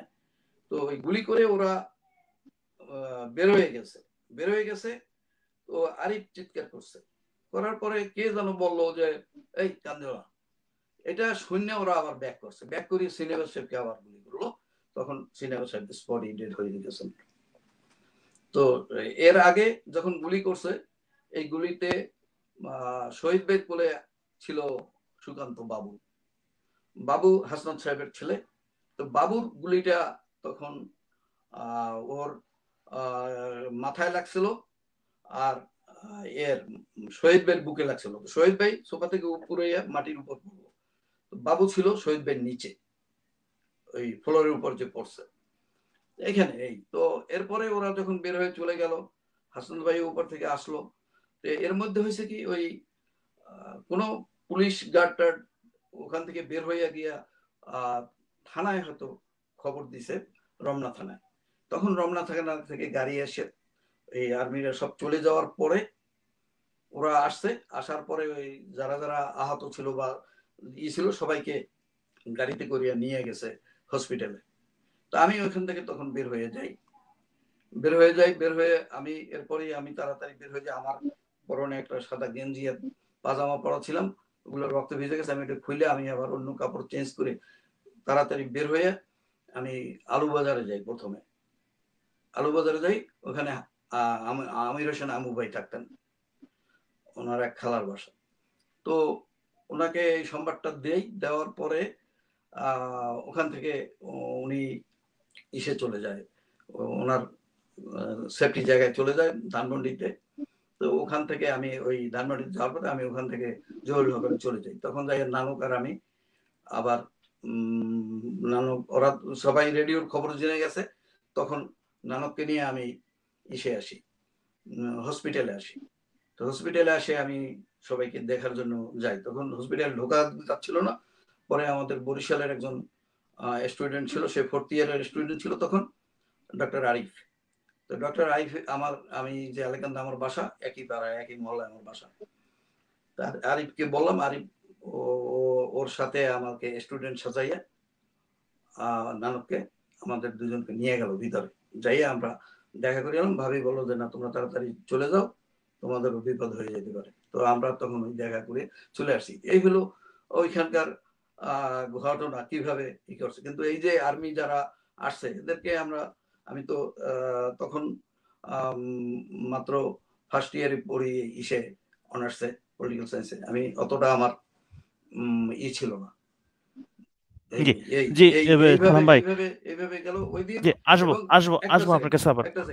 ওই দিন দুপুরে এর মধ্যে ইউনিভার্সিটি তো একবার গিয়েছিলাম। তখন সেখানে কামাল ভাই সহ ওই ইউনিভার্সিটিতে কিভাবে বঙ্গবন্ধু আসবেন ওগুলা নিয়ে কথাবার্তা হচ্ছে। মানে সেটা আগের দিন 14 তারিখ।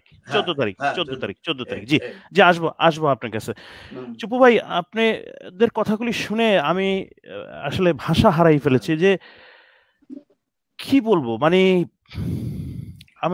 আমি নিজেই ইমোশনালি হয়ে গেলাম। যে এটা ভাবা কি যায়, এই বাঙালি জাতি, যে দেশটি আপনারা স্বাধীন করেছেন বঙ্গবন্ধুর নেতৃত্বে, সেই দেশে এইভাবে হত্যাযোগ্য এবং রক্তের হোলি খেলা চলেছে সেই 15 আগস্ট রাত্রে, 14 আগস্ট দিবাগত এবং 15 আগস্ট ভোরে। আপনি যে ওই যে আপনার বন্ধুর প্রসঙ্গ থেকে আসছিলেন, ওই থেকে একটু আমরা শুনতে চাই। আপনাকে আমি ওখানে থামিয়ে দিয়েছিলাম, আমি বিনয়ের সাথে আবার ক্ষমা চেয়ে নিচ্ছি, আপনি ওই জায়গাটা থেকে আসবেন। না, আমার বন্ধুর কথা বলছিলাম প্রসঙ্গক্রমে এই কারণেই যে তখন তো মানুষ বাঁচার জন্য একটা খটখড়া পেলেও সেটা আঁকড়ায় ধরে রাখতে চায়। তো এত বেশি নির্যাতন, এত বেশি অত্যাচার, অসহ্য পরিবার সকলেই, তখন এই একটু মানে ওই বন্ধুর ওখানে গিয়ে তাকে বলা হয়েছিল, সে তখন চলে আসে। এটা তার গুডউইল গেস্টার যে হি কেম দেয়ার, হি রাশ টু পাবনা, এবং সে তার ফোর্সমেটকে বোঝাতে সক্ষম। এমনি বলতে পেরেছে যে নির্যাতনটা করো না, সে আমার বন্ধু, সে তো সন্ত্রাসী না। যাই হোক, একটা দল করে, এই কথাগুলো তারা নির্বিঘ্নে নীরবে হয়তো বলেছে, কারণ সন্ধ্যার পরেও হয়তো আমাকে তারা জেলখানার রেখে দিয়ে যায়, আর পরে আর নেয়নি আর কি। তো এই আনুকূল্যটা তখন আমি আমার এক ডিজি হয়েছিল, মেজর জেনারেল নজরুল ইসলাম, আওয়ামী লীগ সরকারের আমলে সে ডিজি হয়েছিল পরবর্তী সময়। এখন প্রশ্ন হলো যে 15ই আগস্টের প্রেক্ষাপট কারা সৃষ্টি করলো, আপনাদের কাছে এটা পরিষ্কার, এবং আজকে যারা চুপু ভাই, আরেকটি প্রশ্ন আপনাকে জুড়িয়ে দিচ্ছি, সেটি হলো বিনয়ের সাথে বলছি, সেটি হলো যে সেই সময় আপনারা একাধারে আর্মিদের, মিলিটারির অত্যাচার, পুলিশের অত্যাচার, গণবাহিনীর অত্যাচার, স্বাধীনতা বিরোধীদের অত্যাচার, তারপরে আপনার হলো এই যে মানে সবকিছু মিলিয়ে এই যে চতুর্দিক থেকে আপনারা কিন্তু সেদিন কিন্তু মানে নির্যাতন থেকে বাঁচতে পারেন নাই। এই জায়গাটাও একটু বলবেন। এবং চীনাপন্থীদের অত্যাচার, কারণ আমি কথাই বলতে চাচ্ছি যে 15ই আগস্টটা তো পটভূমি তো সৃষ্টি করেছে কারা, এটা তো বুঝতে হবে, জানতে হবে। যে আমি তো এখনো মনে করি যে 15ই আগস্টে যারা কিলার, প্রকৃতভাবে তারা এখনো অনেকেই চিহ্নিত হয়নি, এবং যে বারবার বলা হয় যে একটা কমিশন গঠনের মাধ্যমে আসলে এদের যে কাদের ছত্রছায়া ছিল এবং কারা সেই সময় ইন্ধন জুগিয়েছিল, কারা ষড়যন্ত্রে লিপ্ত ছিল, তাদের সন্তানেরা, তারা এখনো কেউ কেউ বেঁচে আছেন, কেউ কেউ হয়তো ন্যাচারাল ডেথ হয়েছে, কিন্তু অনেকেই বেঁচে আছেন, দেশে আছেন, বিদেশে আছেন।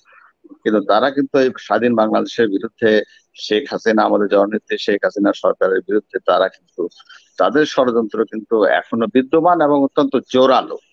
আমি একথা বলতে চাই যে 75 15 আগস্টের আগে যে প্রেক্ষাপট যারা তৈরি করেছিল, সেই জাসদের গণবাহিনী, আমি বলেন যারা বৈজ্ঞানিক সমাজতন্ত্রের কথা বলে, আরো অনেকে আলোচনা করেছেন তাদের কথা, যারা 15 আগস্টে মিছিলে ছিল, উনি বলেছেন আসনতা বৈধ বলেছেন পরিষ্কার ভাবে, যে যারা মিছিলে ছিল এবং তারা 3রা নভেম্বরেও এই ঘটনার পরেও কিন্তু তারা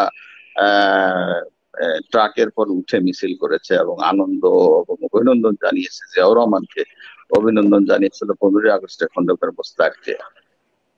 তারা 75 15 আগস্টের পূর্বে এই গণবাহিনী, এই যে আপনার বলেন যে জৈনিক পন্থী, এই যে তখন ন্যাপ বলতো ভাসানী ন্যাপ, মানে চীন তো আমাদের স্বাধীনতা বিরোধী একটি দেশ সেই সময়, সে তাদের যারা লেজুর ভিত্তি করতো বাংলাদেশে, তাদের কিন্তু অধিকাংশই আমাদের পাবনা অঞ্চলে তো পুরাটাই রাজাকার হয়ে গেছে, তারা তো নকশালপন্থী, তারা তো পুরাটাই সেনাবাহিনীর সাথে যোগ দিয়েছিল এবং তারা আমাদেরকে ধরে ধরে নিয়ে যা গুলি করেছে। রাজাকার আলবদররা যত না গুলি করেছে পাবনা চীনপন্থী আলারা তথাকথিত মাউসুবেং এর সমাজতন্ত্র প্রতিষ্ঠা করতে যারা তথাকথিত তারাই কিন্তু আমাদেরকে প্রথমে সবচেয়ে, আজও টিপু বিশ্বাস বেঁচে আছে। এই যে টিপু বিশ্বাস পাবনায় কিন্তু সবচেয়ে বড় কিলার, আমাদের ছাত্রলীগ, যুবলীগের এবং মুক্তিযোদ্ধাদেরকে 75 আপনার 71 পরে পাক বাহিনীর সঙ্গে একেবারে কাঁধে কাঁধ মিলিয়ে আমাদেরকে হত্যা করেছে, যারা ভারতে যেতে পারে নাই, যারা পালাতে পারে নাই, যারা মুক্তিযুদ্ধ করেছে, মুক্তিযুদ্ধের সময় যারা ভারতে যেতে পারে নাই, বাংলাদেশের প্রতিটা অঞ্চলে পালিয়েছিল, তাদেরকে ধরে ধরে নিয়ে এসে তারা গলা কেটেছে, বলেছে আমরা সমাজতন্ত্র প্রতিষ্ঠা করছি। আর পরবর্তী সময়ে টিপু বিশ্বাস গ্রেপ্তার হয়। আমি একটি ব্যক্তির নাম উচ্চারণ করে বলছি যে সে তখন গ্রেপ্তার হয় স্বাধীনতার পরে, এবং তার কোলাবরেটর অ্যাক্টে 14 বছরের জেল হয়। 14 বছরের জেল হওয়ার পরে সে একদিন, তখন আওয়ামী লীগ সরকার, বঙ্গবন্ধু সরকার, সে জেল থেকে একবার পালাতে সক্ষম হয়। জেল থেকে পালিয়ে যাওয়ার পরে সে পরবর্তীকালে আবার গ্রেপ্তারও হয়। এরপরে জিয়াউর রহমান যখন 15 আগস্টের খুব পরে, যখন তথাকথিত মুস্তাক সরকারের পরে যখন আসলো জিয়াউর রহমান, তখন তাকে সহ সারা বাংলাদেশে যত মুক্তিযুদ্ধ বিরোধী রাজাকার, আলবদর এবং তাদের শান্তি বাহিনী, শান্তি কমিটির নেতারা ছিল, কোলাবরেটর অ্যাক্টে গ্রেপ্তার করা হয়েছিল, তাদের সকলকেই কিন্তু জিয়াউর রহমান সাধারণ ক্ষমায় মুক্তি দিয়ে দেয়। এই হলো আমাদের বাঙালি জাতির চরম। জিয়াউর রহমানের যে কিভাবে বঙ্গবন্ধু হত্যাকাণ্ডে জড়িত ছিল, তার প্রতিটি অ্যাকশন গুলা, প্রতিটি তার শাসন আমলের প্রতিটি তার অ্যাকশন, তার কার্যকারিতা, এটা বাঙালি একেবারে সচক প্রমাণিত হয়ে যায় আর কি। তাহলে চিপু ভাই, আমি আপনাকে এখানে একটি জায়গায় আমি একটু আরেকটু যুক্ত করব, বিনয়ের সাথে বলছি। তাহলে কি আপনার কথায় এবং আজকের এই আলোচনায় যারা আছেন অতিথি, তাদের কথায় আমরা কি এই কথা কি বলতে পারি যে বঙ্গবন্ধুর হত্যার বিচার কিন্তু আংশিক হয়েছে? এক, দ্বিতীয়ত হলো এই 12-13 জন আর্মি, জুনিয়র আর্মি, এদের উপরে কি আমরা কি এটা তো, এরা তো হুকুমের গোলাম হিসেবে কাজ করেছে, কিন্তু এটার পিছনে সামনে অনেকে রয়ে গিয়েছেন, এবং এই যে খুনি মোস্তাক, খুনি জিয়াউর রহমান এবং তার সাথে আরো আশপাশে, এদের বিচারটা কি, এবং যারা একসময় মুক্তিযুদ্ধের সময় বলতো, আপনি সবই জানেন, সেটা হলো যে 2 কুকুরের কামড়াকামড়ি বলতো, সেই চীনাপন্থী, এবং যারা এই জিয়াউর রহমান, স্বৈরাচার শাসক জিয়াউর রহমান আসার পরে, ক্ষমতা দখল করার পরে, যাকে ক্ষমতা দখলদারি বলি আমরা, ক্ষমতা দখল করার পরে এই ভাসানীকে নিয়ে নাচানাচি, তারপরে শশিনার পীরকে স্বাধীনতার পদক দেওয়া, এই সবকিছু মিলিয়ে আমরা কি এটা পরিষ্কার না যে আমাদের বঙ্গবন্ধুর হত্যার বিচারটা কিন্তু আংশিক হয়েছে? এটি কি, এই যে আজকে কমিশনের কথা আপনি বলেছেন, সেটি কি আমরা এখন কি দাবি তুলতে পারি না যে বঙ্গবন্ধুর হত্যার বিচার শুধু এই 12 জন আর্মিকেই ফাঁসি দিলে চলবে না, এটি পর্যায়ক্রমে আমাদের আরো যারা সামনে পিছনে ছিল সেটি আনা উচিত? জি, এই চুপু ভাই প্লিজ। অবশ্যই যে কথাটা বললেন, আমি বঙ্গবন্ধু হত্যাকাণ্ডে আমি তখন বিচারক ছিলাম, কাজী গোলাম রসুল সাহেব তখন এই মামলার শুনানি করছিলেন। যাই হোক, এই বিচার সম্পর্কে আমি আমি আর বেশি কিছু বলতে চাই না, কিন্তু জিয়াউর রহমান এই বিচার ঠেকাতে চেয়েছে, এরশাদও এই বিচার ঠেকাতে চেয়েছে। এই ইনডেমনিটি অর্ডিন্যান্স করে, এটা তো সকলেরই জানা। কিন্তু এই বিচারে আমি কিন্তু সরকার পক্ষে সমন্বয়কারী হিসাবে দায়িত্ব পালন করেছিলাম সেই সময়, হাইকোর্টে, সুপ্রিম কোর্টে এবং জজ আদালতে। আমি তখন বিচারক ছিলাম এবং বিচারক অ্যাসোসিয়েশনের মহাসচিব ছিলাম। সরকার আমাকে এই দায়িত্বটা দিয়েছিল যে সমন্বয় করার জন্য। তখন আমি কিন্তু A to Z নথি দেখেছি এই মামলার। এই মামলা অনেক গভীরে যাওয়ার আমার সুযোগ হয়েছে। শুধু এই মামলা দিয়ে আমি এক কথায় বলতে পারি যে এর শিকড় কিন্তু গ্রথিত ছিল অনেক অনেক গভীরে। তা এবং এই যে কমিশনের কথা বলছি, এবং বাংলাদেশের পার্লামেন্টও এই কমিশনের কয়েকবার আলোচনা হয়েছে, অনেকে দাবি করেছে, কিন্তু শুধু দাবি করলেই চলবে না। এখন এটা সময়ের দাবি। আজকে এই 15ই আগস্টের পূর্বে এই আলোচনা সভায় আমি আপনাদের মাধ্যমে এই দাবিটাই করছি যে অন্ততপক্ষে একটি কমিশন গঠন করা হোক, যে এই কমিশনের মাধ্যমে আরো যারা রুই কাতলা রাঘব বোয়ালের সঙ্গে জড়িত ছিলেন তাদের যেন চেহারা উন্মোচিত হয়। কেননা খুব কষ্ট লাগে যে অনেকেই কিন্তু জিয়াউর রহমানের পতাকা তলে সমবেত হয়েছে, অনেকে এরশাদের পতাকা তলে সমবেত হয়েছে, আবার তাদের এই ঔরসজান সন্তানরা কোনো কোনো ক্ষেত্রে আজ সারা বাংলাদেশে বিভিন্ন জেলায় জেলায় আওয়ামী লীগকে ম্যানেজ করে আওয়ামী লীগের পতাকা তলে সমবেত হওয়ার চেষ্টা করছে এবং অনেক ক্ষেত্রে তারা সফলও হচ্ছে। এটা অত্যন্ত দুর্ভাগ্য বিষয়। এবং 15ই আগস্টের শিক্ষা আমরা যে এখনো গ্রহণ করি নাই, এটাই প্রমাণ করে যে আমরা ওই 15ই আগস্টে কে অতীতের যে ওই 15ই আগস্টের ঘটনার প্রেক্ষাপট যারা সৃষ্টিকারী ছিলেন তারা কিন্তু আজকে আমাদের কাঁধে বন্দুক রেখে গুলি ছুটছেন। হ্যাঁ, তারা কিন্তু আওয়ামী লীগের সুফলও ভোগ করেছেন। আমি নাম বলতে চাই না, কিন্তু আপনারা সকলে অনুধাবন করতে পারছেন কাদেরকে আমি বোঝাচ্ছি।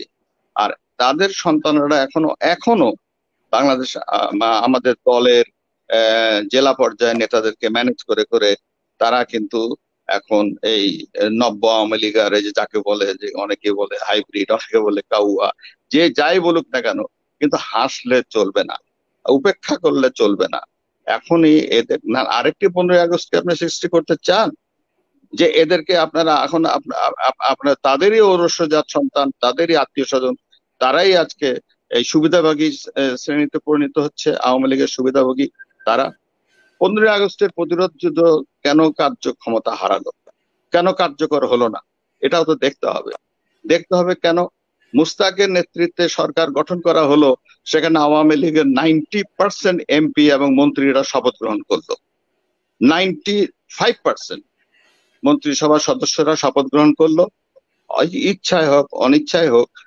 তাহলে মাত্র কয়েকজন নীরবে ছিলেন বা প্রতিবাদ করেছিলেন, যারা পরবর্তীকালে জেলখানায় মারা যান, অনেকে অনেক কষ্ট ভোগ করেছেন, কিন্তু অধিকাংশই কিন্তু মুস্তাকের মন্ত্রিসভার সদস্য হলেন। এবং আজকে এই কথা ওই সময় আমরা কার্যকর ভূমিকা রাখতে পারলাম না কেন?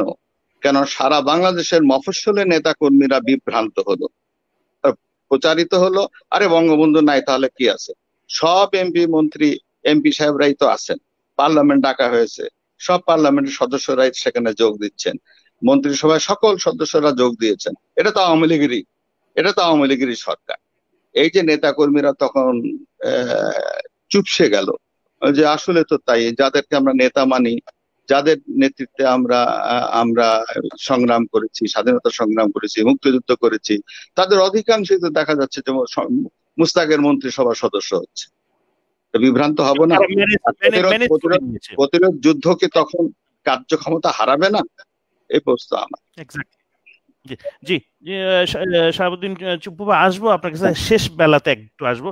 আমি চলে যাবো আশাদি শুনতে পাচ্ছেন?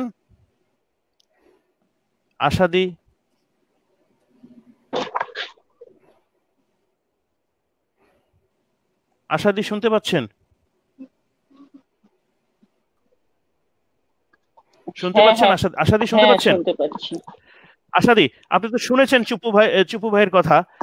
আপনি কি এই বঙ্গবন্ধুর যেই কটি বিচার হয়েছে, যাদের উচ্চ আদালতে ফাঁসির কার্য করেছে, এতে কি আপনি একজন প্রতিরোধ যোদ্ধা এবং আপনি বঙ্গবন্ধুর বুড়ি হিসেবে বঙ্গবন্ধু যাকে সম্বোধন করতো, সবকিছু মিলিয়ে আপনি কি দেখছেন? আর আরেকটি কথা, ওই যে আপনাকে থামিয়ে দিলাম আমি, আপনি জানেন যে বঙ্গবন্ধু 15 আগস্ট ঢাকা বিশ্ববিদ্যালয়ে আসবেন, সেটি তো আর আশা হলো না, কিন্তু এসেছে সামরিক যন্ত্র দানব, এটাও আপনি জানেন। সূর্য সেন এবং মহসিন হলের সামনে ট্যাঙ্কের উপর দাঁড়িয়ে একজন মেজর হুঁশিয়ারি উচ্চারণ করেছিলেন, আপনি সেটি দেখেছেন। মার্শাল্লাহ ভাঙার চেষ্টা করলে গুলি করা হবে, কেউ যেন ঘর থেকে না বের হয়। এবং রোকেয়া হলের ভিতরে গিয়ে আমাদের ছাত্রীদেরকে সেই সকল সৈন্যরা হুঁশিয়ারি উচ্চারণ করে বলেছেন যে তোমরা হল থেকে বেরোবে না। শামসুন্নাহর হলে ছাত্র ইউনিয়নের নেত্রীরা, হলের কিছু ছাত্রীরা যখন প্রতিবাদ করেছিলেন, সেই ছাত্রীদেরকেও তারা হুঁশিয়ারি। সবকিছু মিলিয়ে সেই যে আপনাকে আমি থামালাম, ওর পর থেকে আপনি একটু খুব ছোট করে বলবেন, কারণ আমাদের সময় শেষ হয়ে আসছে, ছোট করে বলবেন। প্রথম হলো যে আপনি কি এই বিচারে কি আপনার তৃপ্তি কিনা, মানে আপনি কি চান? আমরা যেটা চাচ্ছি যে যুদ্ধ অপরাধীদের বিচারটা যেভাবে ক্রমান্বয়ে চলছে, বঙ্গবন্ধুর বিচারটা সেভাবে একটা, আমাদের শাহাবুদ্দিন চুপ্পু ভাই বলল যে একটা কমিশন গঠন করা উচিত অতি সত্বর। এটা কোনো দাবি বলে বা এটা যে স্লোগানের মধ্যে রাখাটা উচিত না।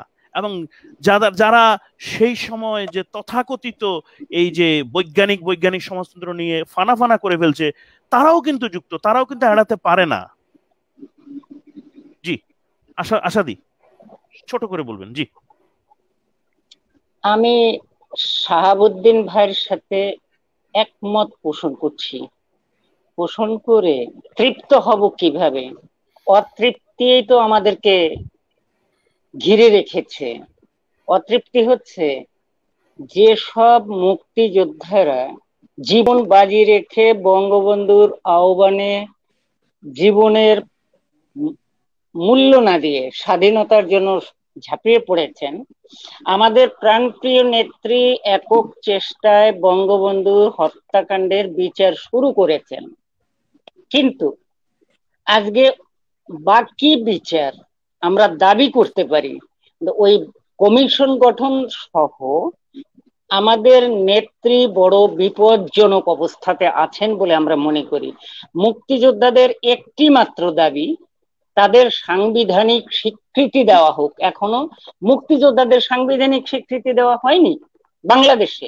বঙ্গবন্ধু গেলেন, তারপরে কুলাঙ্গাররা আসলো, তারা দিবে না। বঙ্গবন্ধু কন্যা আমাদের প্রাণপ্রিয় নেত্রী আজকে চতুর্থ টার্মে আছেন বাংলার মসনদে। এখনো তার কাছে মুক্তিযোদ্ধাদের আহাজারি ছোট্ট একটি দাবি, ওই ভাতা টাতা না, সাংবিধানিক স্বীকৃতি দেয়া হচ্ছে না। কাদের জন্য, কি কারণে? অরাজনীতি করা এবং বঙ্গবন্ধুকে যারা হত্যা করেছে পাকিস্তানের সপক্ষের লোকজন এখন আওয়ামী লীগের সামনের কাতারের বড় বড় নেতা।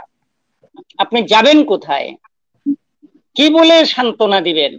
নেত্রী যে বিপজ্জনক অবস্থানে আছেন, তাকে রক্ষা করার চিন্তা করতে হবে এখন।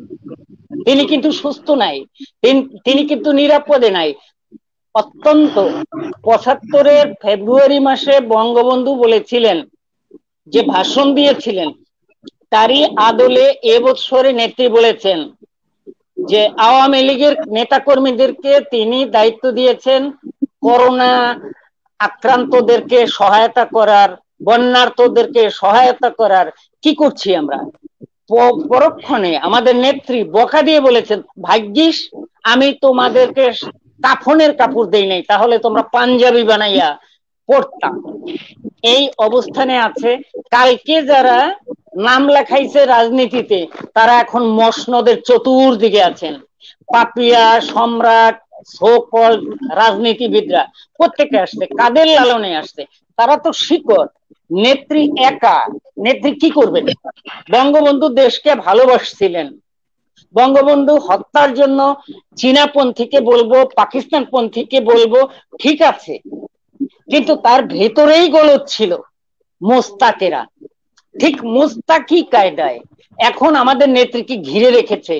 এখন আপনি আলোচনার সূত্রপাত করেন শহীদ ভাই, কি করে জননেত্রী শেখ হাসিনা রক্ষা করবেন, কি করে স্বাধীনতা সার্বভৌমত্বকে রক্ষা করবেন, কি করে মুক্তিযোদ্ধাদেরকে রক্ষা করবেন, চেতনাকে রক্ষা করবেন। মুক্তিযোদ্ধার চেতনা, মুক্তিযুদ্ধের চেতনা হচ্ছে ক্ষমতায়নের, ক্ষমতায় যাওয়ার একটি সিঁড়ি মাত্র। মুক্তিযোদ্ধাদের মূল্য নেই এই বাংলাদেশে, নেই নেই নেই।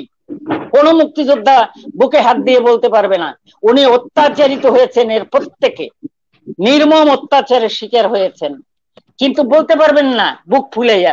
ওরা আমাদেরকে দাঁত ভ্যাংচাইয়া বলে মুক্তিযোদ্ধা, আবার তারা কোথায় যায়?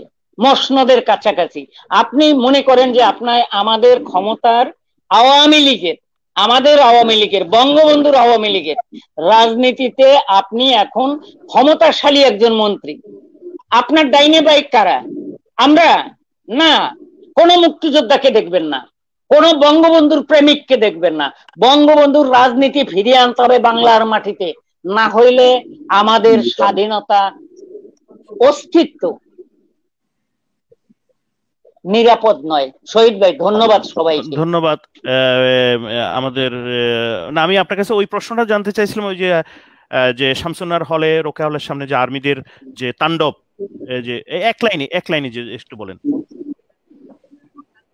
হ্যাঁ, রোকেয়া হলের সামনে শামসুন্নার হলে ওই যে সেনাবাহিনী যে ট্যাঙ্ক আসলো এবং ভিতরে ঢুকেছে এবং ছাত্রীদেরকে হুঁশিয়ারি করেছে যদি তারা হল থেকে বের হয় তাহলে তাদেরকে গুলি করা হবে।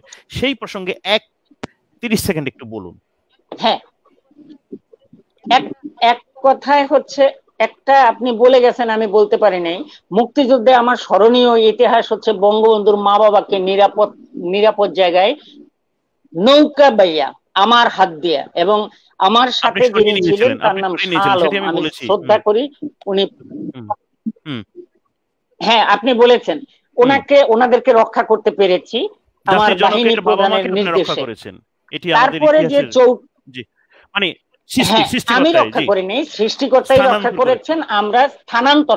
আমরা স্থানান্তর করছি গান্দিয়া সুর বর্ডার নৌকা পার হয়ে ওনার অজানা এক আত্মীয় বাড়িতে, মানুষ জানে না, পরিচয় নাই, তার বাড়িতে রেখে আসছি মুকসুদপুরে। এরপরে 4 নভেম্বর পরে আমরা যে সেনাবাহিনী বারবার টহল দিচ্ছে, তখন আমরা কিভাবে কাজ করছি? আমরা কিন্তু সেনাবাহিনীর ওই কথায় ভীত হই নাই, আমরা সংগঠিত ছিলাম এবং এই মানে ছদ্মবেশ ধারণ করে, শাড়ি পরতাম না, সালোয়ার কামিজ পরতাম না, ড্রেস চেঞ্জ করে পুরুষের বেশে সানগ্লাস চোখে দিয়ে, কখনো বোরখা পরে বঙ্গবন্ধুর রক্ত বৃথা যেতে দেব না ওয়ালে ওয়ালে লিখতাম। রাত 12টার পরে আমরা সংঘবদ্ধ থাকতাম, দুই হলের মেয়েরা আমরা গোপন বৈঠক করতাম। আমরা এই স্লোগানে আপনারা হ্যাঁ উজ্জীবিত ছিলাম। এইভাবে আমরা জীবন বাজি রেখে রাজনীতিতে জীবন যাবে কিন্তু নৈতিকতা যাবে না, এই আদর্শে আমরা রাজনীতি করেছি, বঙ্গবন্ধুর রাজনীতি। আসলে আপনাকে অনেক ধন্যবাদ। আমি মাহমুদুল হক ভাইয়ের কাছে চলে যাব। মাহমুদুল হক ভাই, আপনি যে ওখান থেকে শুরু করছেন যে ময়মনসিংহ বর্ডারে যে সৈয়দ ভাইকে আনলো, এরপরে কি ঘটেছে সেটি একটু আপনি ছোট ছোট করে বলবেন। মাহমুদুল ভাই ওখান থেকে আসেন। আপনি মিউট করে রেখেছেন, আপনি সাউন্ডটা আনমিউট করুন।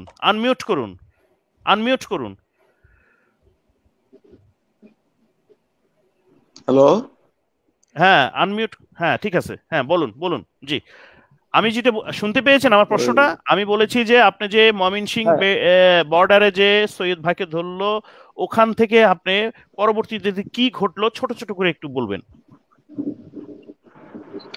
গান্ধী সরকারের পতন হওয়ার পর আসলে দেশের সরকার ক্ষমতায় আসে। ক্ষমতায় আসার পরবর্তীতে জিয়া রহমানের সাথে একটা চুক্তি হয়। সেই চুক্তি বলে সেখানে চুক্তিতে ছিল যে এখানে যারা আছে তাদেরকে এখানে পাঠিয়ে দেবে, এখানে যারা আছে তাদেরকে ওখানে পাঠিয়ে দেবে, তবে প্রত্যেককে পুনর্বাসন করা হবে এবং তাদেরকে দুর্বাসন করে কোনো কিছু করা হবে না, পুনর্বাসন করা হবে। এর পরবর্তীতে মৌলভী সৈয়দ ভাই একটা চিঠি একজন সুবিদারকে দিয়ে আমার মায়ের কাছে পাঠিয়েছিলেন ময়মনসিংহ এখান থেকে। এই চিঠিটা নিয়ে ওই সুবিদার সাহেব মায়ের সাথে দেখা করেছিল, বলছিল যে উনি ভালো আছে, নিরাপদে আছে, ওনার কিছু টাকা প্রয়োজন এবং উনি চিরে বেরিয়ে যাবেন বা ছেড়ে দিবেন। কিন্তু ঘটনা ঘটলো, ময়মনসিংহে গেলেন, ময়মনসিংহে যাওয়ার পর আসলে শহীদ ভাইকে ওখানে পান নাই। এরপরে ঢাকা আসলেন, ঢাকা তো আমার শহীদ ভাইকে কোনো খোঁজ পান নাই। পরবর্তীতে যেটা ঘটলো এটা হলো যে এই সৈয়দ ভাইকে ওইখানে ক্যান্টনমেন্টে, যেটা জয়েন্ট ইন্টারগ্রেশন সেল, ওইখানে নিয়ে যাওয়া হয়েছিল এবং সেখানে দীর্ঘ নির্যাতন করার পর তাকে হত্যা করা হয়। জিয়াউর রহমান এক পর্যায়ে শহীদ ভাইকে এটাই বলছিল যে তার দল করার জন্য, এটা অফার দিয়েছিল, পরে আমরা জানতে পেরেছি। কিন্তু শহীদ ভাই সেই অফার মেনে নেয়নি, বলছে যতক্ষণ পর্যন্ত না বঙ্গবন্ধু হত্যার প্রতিশোধ নিতে পারবেন না ততক্ষণ পর্যন্ত ওনার স্বস্তি নেই। এই কথাটা কিন্তু উনি বারবারই বলে গিয়েছেন এবং এই কথাটা বারবারই বলে গিয়েছেন এবং সেই কারণেই তারা আরো বেশি হিংসাত্মক হয়ে মৌলভী সৈয়দকে ঢাকা ক্যান্টনমেন্টে ওইখানে মেরে ফেলেন। এবং মেরে ফেলার পরবর্তীতে যেটা হলো, আমার কাছে আসছিল, একই সাথে আমার মায়ের কাছেও আসছিল খোঁজ খবর নেওয়ার জন্য। এবং পরবর্তীতে তারা তাদের শহীদ ভাইয়ের বাপের বাড়িতে যায় এবং বাপকে নিয়ে এসে ঢাকা ক্যান্টন নিয়ে আসেন এবং ওইখানে শহীদ ভাইয়ের লাশটা শনাক্ত করে। শহীদ ভাইয়ের লাশটা শনাক্ত করে পরবর্তীতে এই ওখান থেকে হেলিকপ্টার যোগে চট্টগ্রামে আনেন। চট্টগ্রামে এনে ওখান থেকে লঞ্চে করে এই বাড়িতে নিয়ে যায়। প্রচন্ড ঝড় বৃষ্টি বাদল ছিল, প্রায় রাত্রে 2টায় তাকে ওনাকে দাফন করা হয়েছিল। ওই দাফন করার সময় কিন্তু প্রচুর লোক সেখানে হয়েছিল। যেটা বলতে হয়, আসলে শহীদ ভাই একজন সাহসী যোদ্ধা ছিলেন। সে চেষ্টা করেছিলেন যে বঙ্গবন্ধু হত্যার প্রতিশোধ নেবেন। আমার এক ভাই বলে গিয়েছেন যে ছোট ভাই উনি বলছেন যে তখন এই যে আমাদের এমপিরা সবাই তো সন্ত্রাস মোস্তাকের এই সংসদে যোগ দিয়েছিল। সত্যি কথা, শহীদ ভাই ভারত থেকে বলা হয়েছিল যে আপনারা 150 জন এমপি বা 151 জন এমপি নিয়ে আসেন, আপনাদেরকে একটা প্রবাসী সরকার আমরা গঠন করে দেবো এবং সেটা নিয়েই আপনারা যুদ্ধ করবেন বা যা কিছু করা করবেন। কিন্তু শহীদ ভাইরা কিন্তু একজন এমপিও খুঁজে পায়নি ভারতে যাওয়ার জন্য। খুবই আশ্চর্য বিষয়। তখন কিন্তু এই যে এমপি মহোদয় বা বড় বড় নেতারা আমরা দেখেছি, এমনকি মালে উকিল সাহেব সেদিন বলেছিলেন যে আমরা যারা ভারতে গিয়েছি যে আমাদেরকে ভারতে যেতে কে বলেছে, এই কথাটা কিন্তু সেদিন বলা হয়েছিল। এইভাবে আসলে আমরা যারা বঙ্গবন্ধু হত্যার প্রতিবাদ করতে গিয়েছিলাম তারা অত্যাচার নির্যাতিত হয়েছি ঠিকই, কালে যারা অত্যাচার বা বঙ্গবন্ধু হত্যার প্রতিবাদকারী যারা ছিল আমরা সময়ে দেখেছি তাদের কোনো মূল্যায়ন তো হয়নি। উপরন্তু তারা আজকে যারা হাইব্রিড বা নেতা বলেন বা যারা আগত নেতা বলেন তাদের কাছে আমরা কিন্তু অনেক তারা উঁচু স্তরে আছে আর আমরা নিচু স্তরে আছি। এই অবস্থায় আজকে অবস্থা। যেমনি আজকে মুক্তিযোদ্ধাদের স্বীকৃতি দেওয়ার প্রশ্ন আসছে বা স্বীকৃতি দেওয়ার কথা বলা হচ্ছে, কিন্তু আমরা যারা মুক্তিযোদ্ধা, আমরা যারা বঙ্গবন্ধু হত্যার প্রতিবাদ দিতে গিয়ে সেদিন অত্যাচারিত হয়েছি, নির্যাতিত হয়েছি, তাদের অবস্থা কি?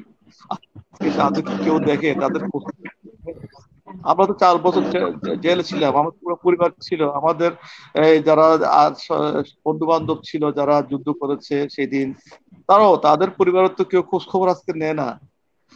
আর সেটা আছে আসলে আমরা বলবো কাকে? আসলে যে বিষয়টা নেত্রীর কথা একটু আগে যেটি আশালতা মহোদয় বললেন যে আজকে নেত্রী নিজেও তো একটা অবস্থায় আছেন, ওটা সিকিউরিটি কে দেবে? বঙ্গবন্ধু যেভাবে সিকিউরিটি হীন অবস্থায় এই দুনিয়া থেকে চলে গিয়েছেন, আজকে আমরা মনে করি আজকে নেত্রীর সে একই অবস্থা। আজকে যদি কোনো কিছু কোথায় না কোনো কিছু হয়, আজকে আবার আমাদেরই মাঠে নামতে হবে, আজকে আমাদেরই আবার যুদ্ধ করতে হবে এবং বঙ্গবন্ধু পরিচিত কর্মী যারা আছে তারাই থাকবে, হাইব্রিড নেতারা কিন্তু থাকবে না, তাদেরকে আমরা পাবো না কিন্তু। জি সৈয়দ তাই জি আজকে যে আসলে একটা সুন্দর একটা উদ্যোগ নিয়েছেন, আমাদের কথা বলার একটা সুযোগ দিয়েছেন, জি আমি মনে করি আসলে এই এটা দেশবাসীকে অসুস্থ পরবর্তীতে আমাদের অনেকে বলে যে বঙ্গবন্ধু মারা যাওয়ার পর কেউ কিছু করে নাই, সেটা কিন্তু মিথ্যা কথা।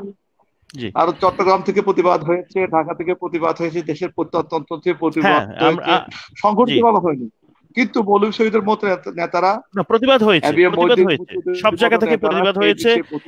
এটি যারা প্রকাশ, এটি যারা প্রচার করছে, আমি শুধু একটু এক ঝলকে বলে যাচ্ছি।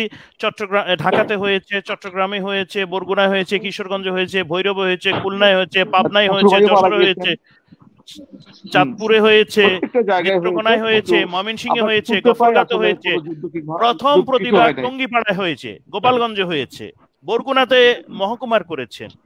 এইভাবে ইভেন কি সিলেটে হয়েছে, বাড়ি বাড়ি গিয়ে গ্রেপ্তার করা হয়েছে সিলেটে।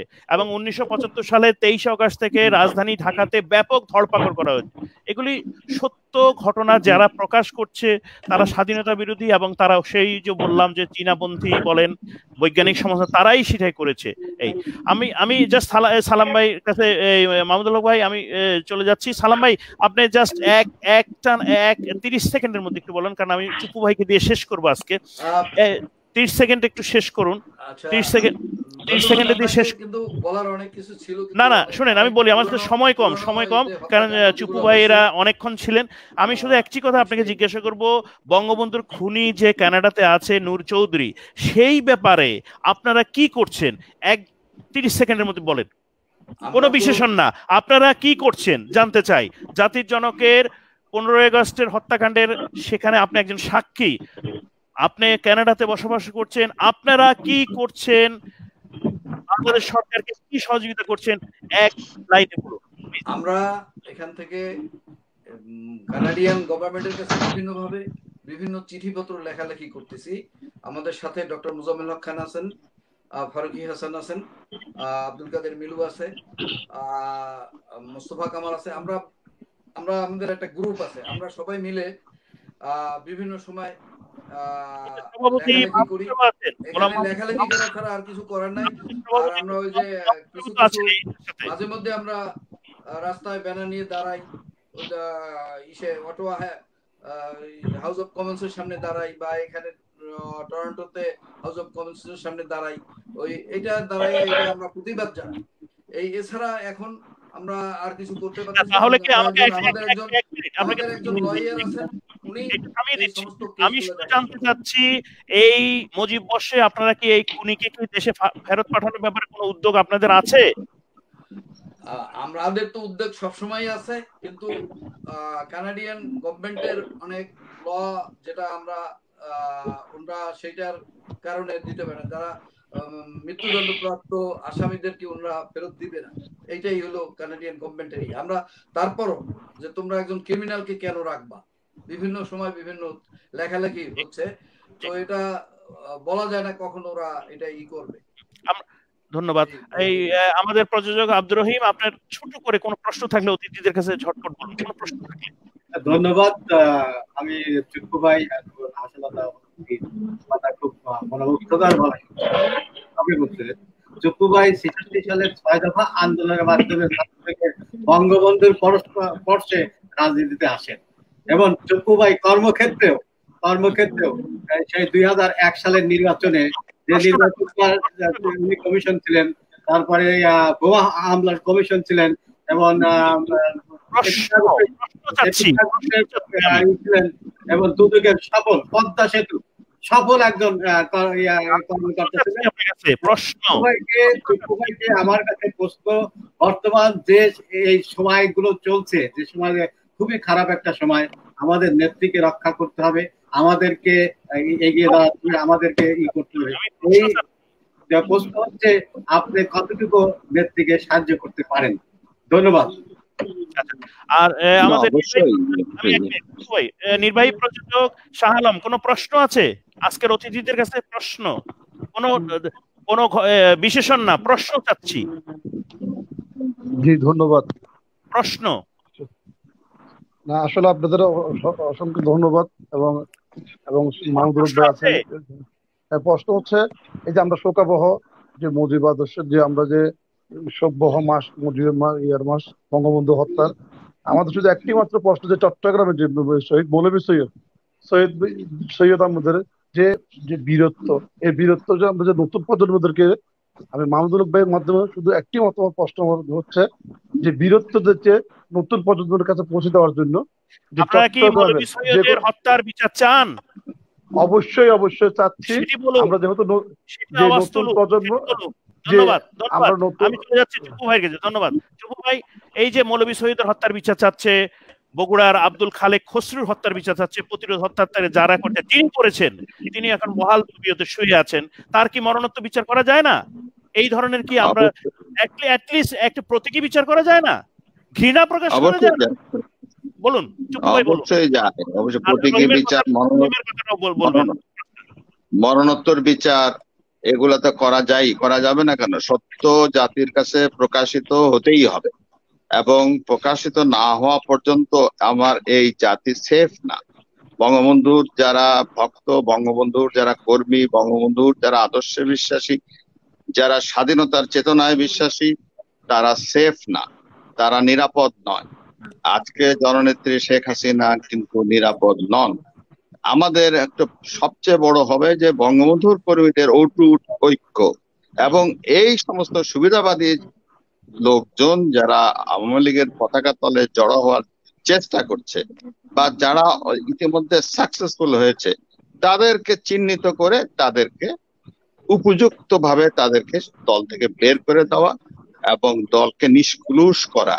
বঙ্গবন্ধুর আদর্শে যারা অতীতে প্রমাণ দিয়েছে, বর্তমানে যারা প্রাণ দেওয়ার জন্য প্রস্তুত, তাদের একটি অটুট ঐক্যের প্রয়োজন, না হলে বাঙালি জাতির অস্তিত্ব বিপন্ন হয়ে যাবে। এই মাহমুদুল হক ভাই, চুপু ভাই বললো যে বাঙালি অস্তিত্ব বিপন্ন হয়ে যাবে, আপনারা কি এই যে প্রশ্ন করলো যে আপনার মৌলভী সৈয়দ ভাইয়ের হত্যার বিচার চাচ্ছে, প্রতিরোধ যোদ্ধাদেরকে যারা যে খুনি জিয়াউর রহমান যে নির্মম ভাবে হত্যা করেছে মোস্তাক সরকারের অধীনে থেকে, এই ব্যাপারে আপনারা, এবং সেটা অবৈধ সরকার, মোস্তাক সরকার কিন্তু বৈধ সরকার না, অবৈধ সরকার, জিয়া সরকার সেটা অবৈধ সরকার, আপনারা কি সেই ব্যাপারে কি বিচার চাচ্ছেন? আজকের নতুন প্রজন্ম দাবি উঠেছে, আপনারা কি বিচার চাচ্ছেন? 30 সেকেন্ডে বলবেন, আমি শেষ করবো। অবশ্যই সবাই চায় বিচার তো হওয়া উচিত, কারণ বিচার হলে এই যে হত্যাকাণ্ডের যে হত্যাকাণ্ডগুলো অতীত হয়ে গিয়েছে, ভবিষ্যতে বিচার যদি হয় এই হত্যাকাণ্ডগুলি সামনে কিন্তু হওয়ার কোনো চান্স থাকবে না। এই জন্য আসলে আমি আজকে যে মিটিং এ গিয়েছিলাম সেখানেও সোচ্চার করতে বলা হয়েছে, বাঁশখালীতে গিয়েছিলাম আমি, সেখানেও বলা হয়েছে মৌলভী হত্যার বিচার করার জন্য, এবং সেটা তার পরিবারের পক্ষ থেকে দাবি উঠেছে এবং সাধারণ মানুষের পক্ষ থেকে সেখানে দাবি উঠেছে, সে হত্যাকাণ্ডের বিচার ওনারা চাচ্ছে না। ধন্যবাদ ধন্যবাদ। নতুন প্রজন্ম না, মুক্তিযোদ্ধা বলেন, আমার বিরুদ্ধে ধন্যবাদ, এবং সেই বিচারটা অবশ্য এই সরকারের আমলে হওয়া উচিত। জি জি, প্রিয় দর্শক, আমরা এতক্ষণ ধরে এই আলোচনা শুনলাম আমাদের আজকে রক্তের আখরে লেখা শোকাবহ আগস্টের বঙ্গবন্ধু হত্যা, 75 প্রতিরোধ এবং পূর্বাপরের উপর বিস্তারিত আমাদের অতিথিরা আলোচনা করেছেন। একটি কথাই উঠে এসেছে যে আমরা মরণোত্তর বিচার করতে পারি, এবং তার পিছনের সামনে যারাই ছিল বঙ্গবন্ধু হত্যার সাথে, আমরা তাদের বিচার এই সরকার, মুক্তিযুদ্ধের সরকারের কাছে আমরা দাবি করতে পারি, সেটি সবাই অতিথিরা বলেছেন। ধন্যবাদ জানাচ্ছি মোহাম্মদ শাহাবুদ্দিন চুপ্পু ভাইকে, সৈয়দ মাহমুদুল হক ভাইকে, আশালতা বৈদ্য দিদিকে জানাচ্ছি ধন্যবাদ। আব্দুল সালাম আমাদের সাথে যুক্ত ছিলেন, প্রযোজক আব্দুর রহিম, নির্বাহী প্রযোজক মোহাম্মদ শাহ আলম, আপনাদেরকে ধন্যবাদ অসংখ্য। 14ই আগস্ট 21শে টেলিভিশনে 75-এর লালু 9:30 দেখানো হবে বাংলাদেশ সময়, এবং 15ই আগস্ট প্রতিরোধ যোদ্ধাদের উপর কাজ হয়েছে, একজন হলো বগুড়ার আব্দুল খালেক খসরু এবং মৌলভী সৈয়দের উপর কাজ হয়েছে, সেটি চ্যানেল আই দেখাবেন রাত 7:50-এ, 15ই আগস্ট রাত 7:50-এ আপনার বাংলাদেশ সময়, এবং এটিএন বাংলায় রক্তস্নাত অগাস্ট সেটি দেখানো হবে রাত 9টায়। আশা করি আপনারা সকলে দেখবেন। জাতির পিতা বঙ্গবন্ধু শেখ মুজিবুর রহমানকে আবারও বিনম্র শ্রদ্ধা জানাচ্ছি, তার পরিবারের প্রতি বিনম্র শ্রদ্ধা জানাচ্ছি, এবং আশা করি 3রা নম্বরে জেল হত্যায় যারা নিহত তাদের প্রতিও জানাচ্ছি, এবং সকল প্রতিরোধ যোদ্ধাদের প্রতি আমরা বিনম্র শ্রদ্ধা জানিয়ে আজকের আকাশ বাংলার পক্ষ থেকে আমাদের অনুষ্ঠান শেষ করছি। আপনারা সবাই ভালো থাকবেন। ধন্যবাদ সবাইকে। শুভরাত্রি। ধন্যবাদ।